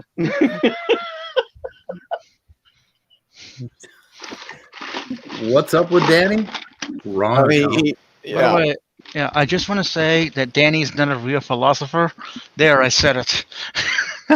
I mean, he's a graduate student in philosophy, so I mean, it would be like saying that Jason Lyle isn't a real astrophysicist just because he gets everything wrong. He's got a PhD in it. He's certainly a real astrophysicist. Leo, do you not take a joke, or do you not get a joke? I actually didn't know if you were joking or not. In that show we did, I figured I was joking, but I wasn't sure either. In the show we did the other night on the mathematics of philosophy, Danny did one hell of a good job of explaining a few concepts in philosophy. I think he's a pretty good teacher, and I respect him for that. So, but his ideas on naturalism are just pure I had a bullshit. major in philosophy once, but I had a major in philosophy once, but I'm no philosopher, and I would rather not be. I figured out early on in my studies. I continued on with them for a while because it was interesting. But I figured out early on in my studies that although philosophy is its name means love of knowledge, It's wisdom. It is, well, yeah, okay. I mean, it's vague if you go back to the original language, which one of those it is. But I mean, the thing Sophia is, means wisdom. So what it really comes down to is it's not about finding the truth. It's more about analyzing, discussing what reasons you have for thinking something is true, and reality trumps any of our ideas of what's real. If you got two people in a room sitting next to a container, a closed container that they could easily open and see whether or not it has anything in it, philosophically arguing about whether or not it has contents, they're making a mistake. Yeah. Okay, philosophy is like, there is some of that, but philosophy is much more than that. Like, you know what I mean? You're probably just what is I agree. Yes, you're right. I agree. But what I'm saying is what it ends up distilled down to.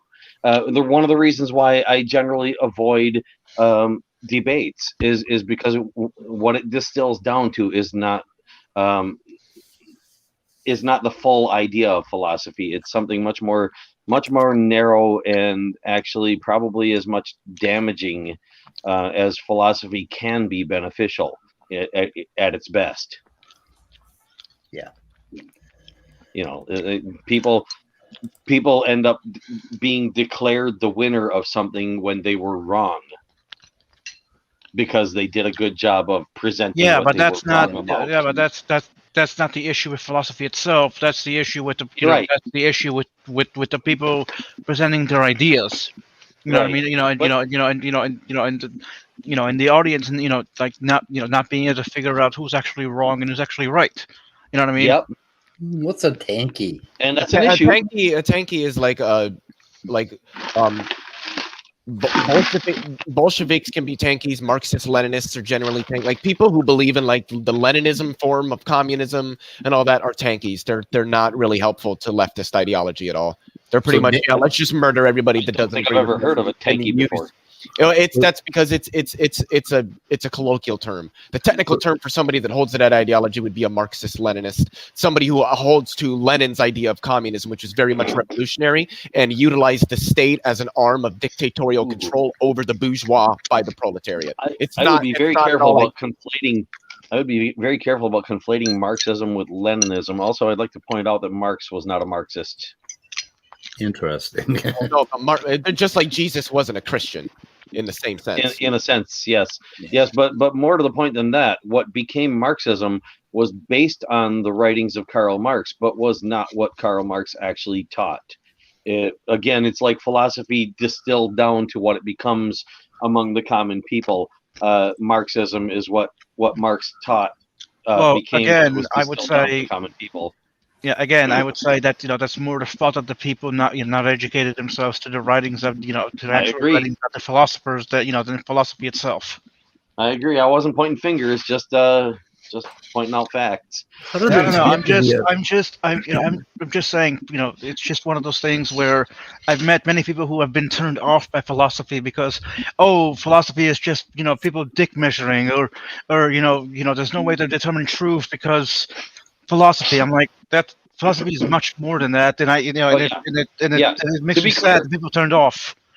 To be clear, I think everyone should study philosophy, but I think that they should do so carefully, and I think that they should also study epistemology and study science as well, because without those things, philosophy can be misused too easily. Well, philosophy gets misused either way, even if I know, but I'm just saying, you can avoid misusing it more easily if you understand epistemology and if you understand science. Either one or both of those things. Yeah, can help you to avoid misuse of philosophy. You can actually misuse it a lot better if you understand it because you can find, the little what's the little loopholes in it. Yeah. So But that takes a a lot of study. You can study a little bit of epistemology or a little bit of science and get the same effect. So that's why I say they should study those things as well, because most people aren't going to put a lifetime into studying philosophy. We'll be lucky if we can get them to study it a little, and a little would be good. A little more would be better. A lot would be great. But like I said, most people don't have the time for that. They got too many other things. Hold on. Most people don't have the interest of that. They can make the time. They make the time to watch 12 episodes of How I Met My Mother on Facebook. Yeah, when I say they don't have the time, when I say they don't have the time, I don't mean they're not going to live long enough. What I mean is that they have other things. I know that's not what you meant. What I'm saying is that they do have the time. They're not interested. You know what I mean? Saying I don't have the time is an excuse. I found the show it's called To Tell the Truth, by the way. Cool. And that's a catch-22 because they kind of got to do some studying of it to learn enough to understand it enough to gain the interest.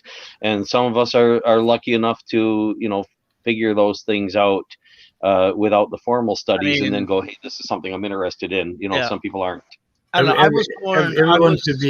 Everyone should be very thankful Danny's not in here. Yeah, but if they do that little bit of studying of philosophy, like I said, at least some, then they'd be more likely to gain that interest. Yes, as I was trying to say, I personally seem to have been born.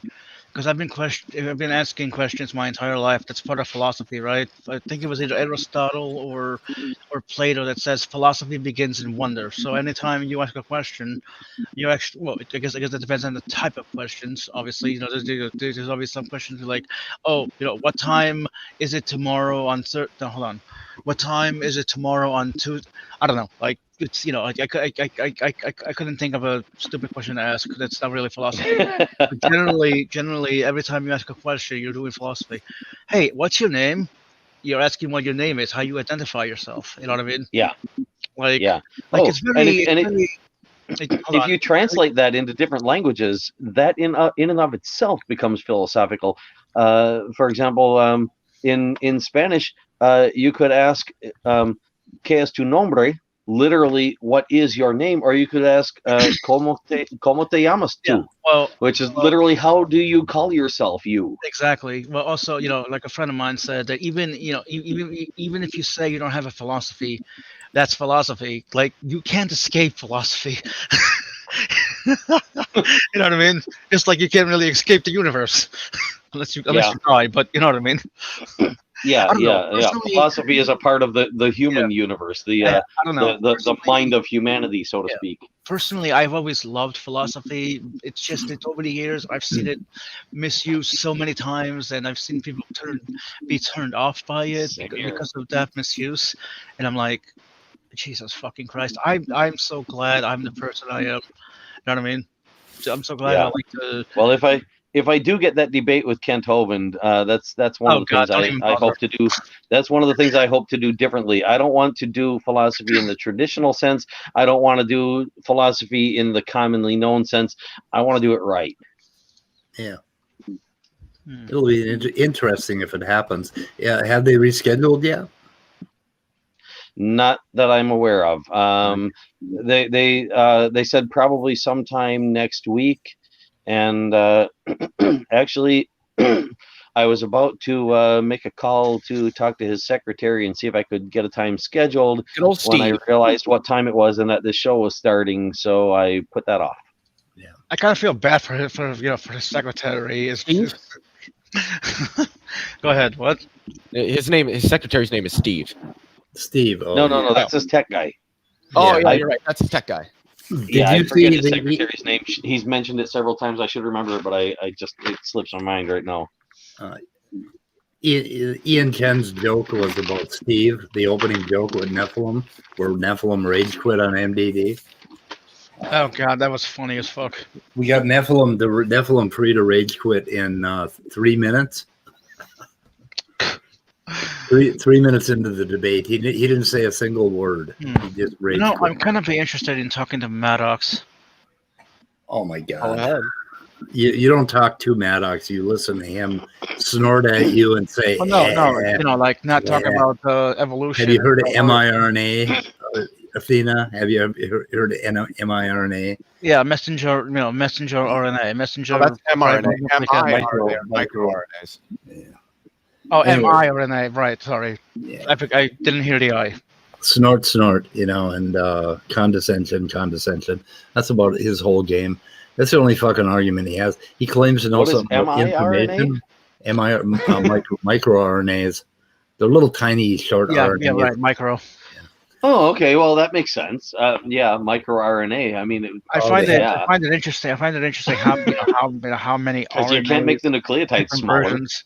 Yeah, really different different RNAs are there. In like a cell. Like there's messenger RNA, translation RNA. What it shows us is that life is still pretty much dominated by RNA. It's still we're still pretty much an RNA world. Well, the interesting thing, if you think about it, RNA is produced by proteins, and I don't know. Proteins. Well, it's copied from DNA by proteins, and becomes RNA, and then the proteins also so there's RNA that creates RNA back which to creates proteins, right? Like so the proteins are doing all the work, and something that's not real well known is that protein is also capable of encoding in the sense that RNA or DNA encodes. It's not something we generally find it doing in our biological life, but it is capable of it. And there are some known cases of proteins that have actually been able to, in a sense, reproduce, and they cause certain diseases that way. So, what is your field again? I don't think I've ever met you. What is your field? I don't have a specific field. My highest degree is in computer technologies, unrelated to what I'm talking about. Oh, okay. Because I was like, okay, maybe he has a PhD. I'm all over the place. Biology, I don't know. No. But no. What was I saying? No. Oh yeah. Proteins replicating, isn't that some proteins in a sense replicate? Yeah. That basically they can act as a catalyst to sort of turn other proteins similar to them into themselves, and that is in a sense a form of replication. But that replication, like I said, that can become a disease, and that disease can be passed on from one thing to another by eating the diseased live flesh, and so in that sense we have witnessed life emerge again. Every time that happens, every time a protein comes along that's able to replicate itself, that's abiogenesis happening. That's life. It's not RNA life, it's not DNA life, but but RNA and DNA life are ubiquitous on the planet right now. If there was no RNA life or DNA life, and we had that sort of a protein come along, there's no reason why it couldn't eventually evolve the ability to produce RNA, which could then produce DNA. Well, I mean, one question. There's a book about this. What? By the way. There's a book about this, about something about revolution. I have it behind me somewhere. I'll go look for it. But it's basically about how DNA eventually took over RNA, and RNA took over something else, and there's all these revolutions in life. Yeah, I mean, RNA. I'm not familiar with the word, but that's basically what I just said. Yeah. Yeah, the reason why our DNA quote unquote took over is because RNA, doesn't last very long. So DNA is much more stable. I guess life needed a way to hold on to information longer, so RNA could do its job to create proteins. Yeah, that's why. Well, take DNA came along. Take the AIDS virus for example. The AIDS virus is an RNA retrovirus. Okay. It doesn't have to last long because it's a virus. It reproduces fast. It makes lots of copies of itself, so it can survive and not become extinct without having to live long. But it doesn't do a real good job of competing in a world full of DNA, which lasts longer and can be copied more precisely. This is why DNA viruses evolved. So the AIDS virus evolves very, very quickly and that makes it really hard to cure because there isn't just one to cure. If you have one, a short time later you have millions of them to cure, and they're all So in different. other words, what you're saying is that is that through struggle people grow, or viruses grow. Yeah, well, I mean, Life growth, I should say. it comes back down to natural selection, and at that level, nature selected DNA over RNA, but RNA hasn't gone completely extinct because our cells are still using it. It can't go extinct. Yeah, I don't think as long as DNA is, as long as our DNA is still being replicated through the use of RNA can't go extinct. Yeah, it's because piggybacked onto the process. What works. Yeah, nature keeps what works and gets rid of what doesn't. Natural and the proteins haven't gone extinct either. So, like I said, self-replicating proteins probably preceded self-replicating or so-called self-replicating RNA, because RNA needs the proteins in order to replicate, and self-replicating DNA needs the RNA and the proteins to replicate. So it's not really self-replicating; it needs help. Yeah, what I've always found interesting is the interaction between DNA, the epigenome, and RNA. You know what I mean? Because obviously, an RNA can't do its job. Can't do its job that well. If the genes in a cell or locked, by the epigenetic markers. You know what I mean? Now from what I've read, there are epigenetic marks. That seem to either increase how a gene is expressed or decrease. So, you know what I mean? Proteins are still proteins are still created, and they still fold as they're supposed to, and functions as they're supposed to, but their function is stunted or over. You know what I mean? Like that's if you want to understand, I find interesting. If you want to understand intracellular epigenetics, it's the easiest way, I think, is to envision the most primitive cell with DNA that you can think of that would have any chance at all of reproducing, and go from there.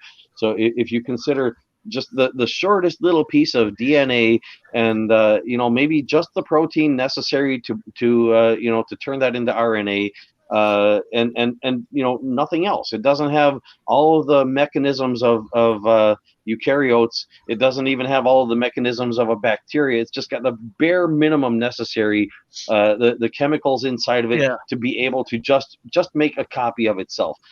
If you start with something like that, and then you consider, for example, if in the process of reproducing, it absorbs stuff through its membrane to get the materials to produce the proteins and to produce the RNA, maybe somewhere along the way it doesn't get enough of a certain material, and it malforms one of the proteins, so that protein comes out a little different. That has nothing to do with its genetic information, but it might cause that protein to maybe connect the wrong base pair because it wasn't formed right, and then you've got a mutation that happens repeatedly because now you have a protein in there that's causing that mutation. So this is, I think, the simplest way to really understand epigenetics, is to look at it in that perspective, because once you've got a chain reaction going on, and that chain reaction has been reproduced in a daughter cell, and in a daughter cell of that daughter cell, these things can go on to the point where if you took all of the stuff out except the DNA and the RNA, and again maybe just left in the protein necessary to make the RNA from the DNA, and then threw in all the parts necessary to make proteins, it wouldn't do what it did before. It would reproduce. Yeah. Can I? But it wouldn't do what it did before. Well, it would at least reproduce its DNA. It may or may not be able to end up dividing. Yes. Can I get in here? Because sorry, go ahead.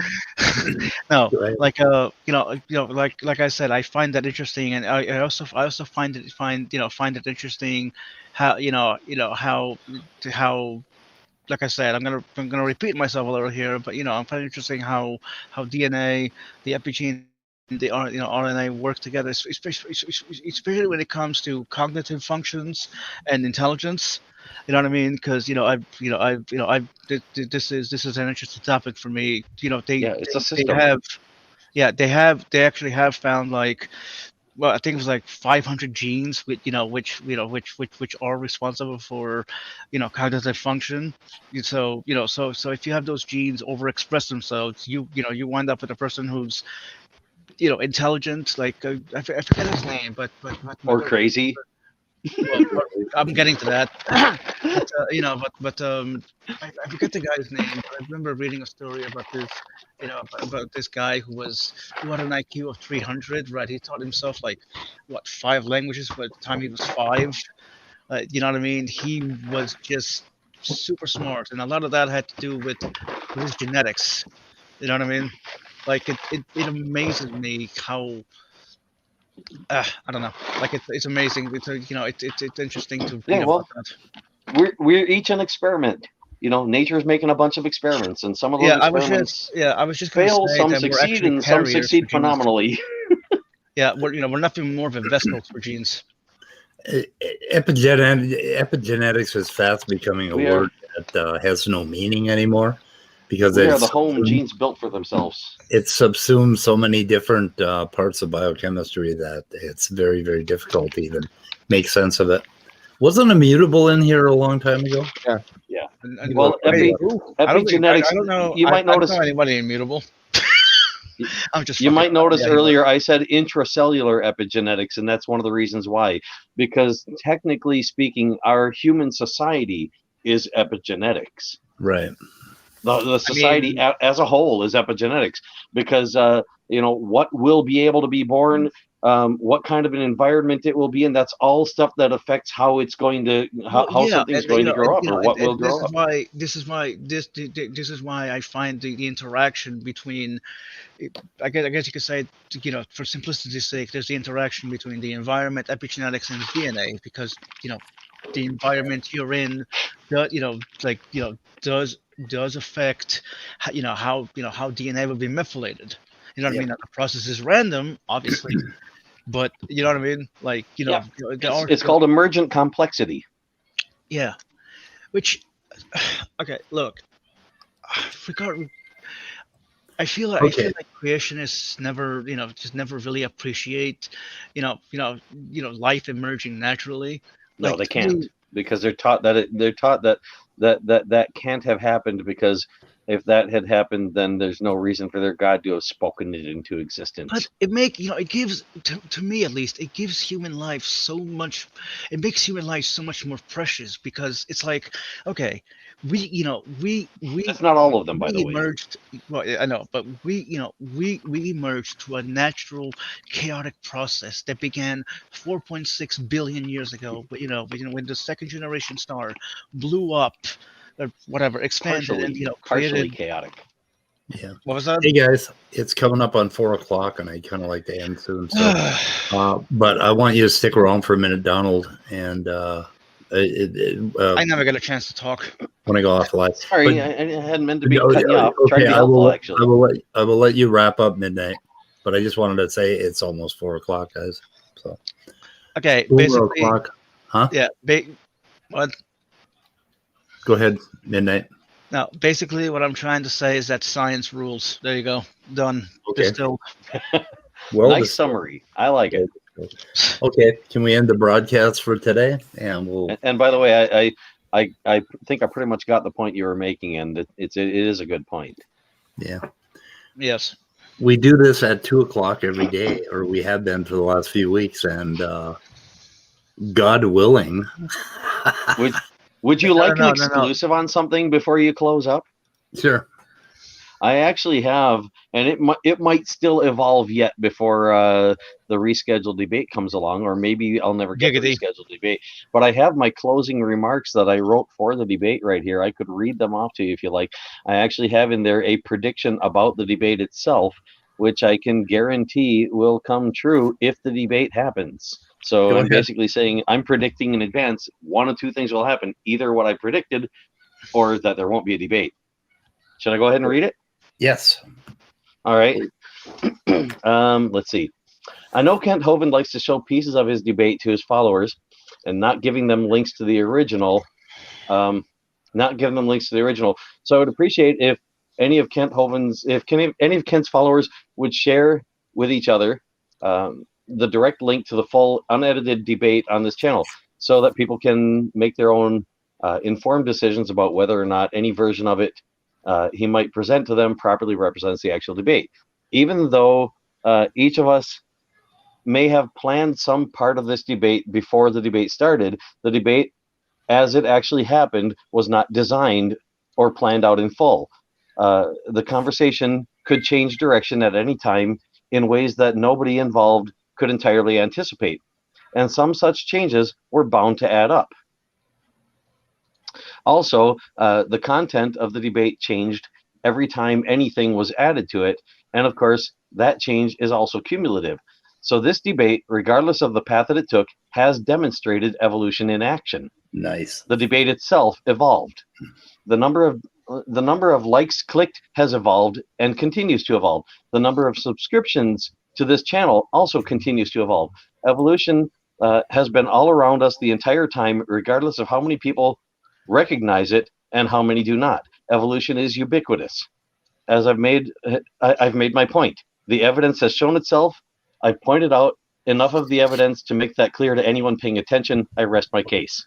Okay, I get what you're going for, but this is only gonna play in his hand because he always says that there's 7 different types of evolution. I'm all ready for that. Yeah, Okay. I'm totally prepared for that. As a matter of fact, that's in my opening remarks. Okay, well, I got that covered in my opening remarks. If you're ready, then go ahead. I'm just saying that that he's gonna he's gonna pounce on that like a dog with a bone. Heck, if he gets a hold of this, and here's my closing remarks, he'll be ready for my closing remarks. But you know what? There's nothing he can do about it. If the debate happens, it will evolve.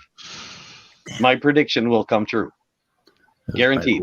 I'm trying to refocus my camera. Is used colloquially, but yeah. It won't refocus.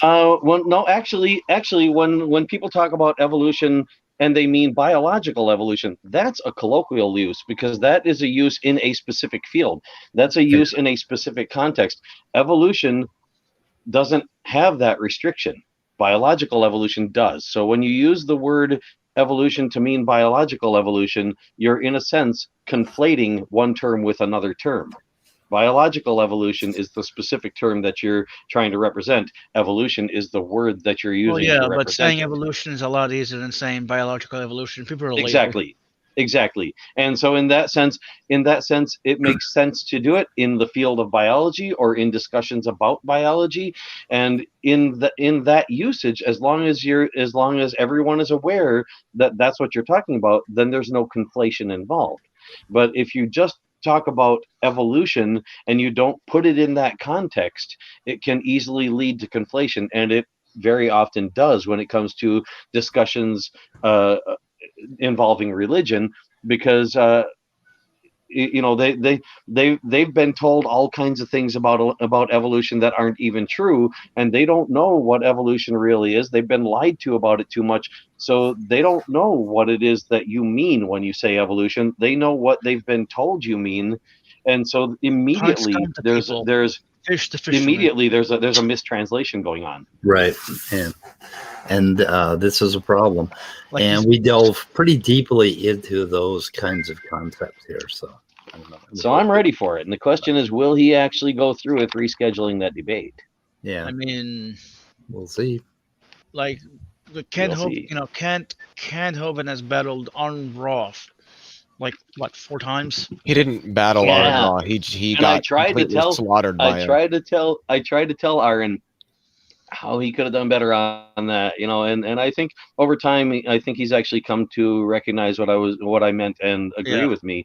But it's not an easy point to get across, because all too often, the subtlety is lost in the fact that, for example, Kent Hovind will talk about all these different kinds of evolution, and he will define them in ways that make no sense at all, because his definitions are not definitions of evolution. They're definitions of origin stories. Yeah. And so he's saying this origin story is evolution, this origin story is evolution, and this origin story is evolution, and all of these origin stories don't make sense. Therefore, evolution doesn't make sense. Yeah, I want to respond to him. By the way, Leo, I know he got slaughtered, but they were still battling. Two opponents can battle and one be weaker. That was my No, point. what I'm saying is that, like, if you walk up to somebody and just slaughter them, there wasn't much of a battle there, was there? Yeah.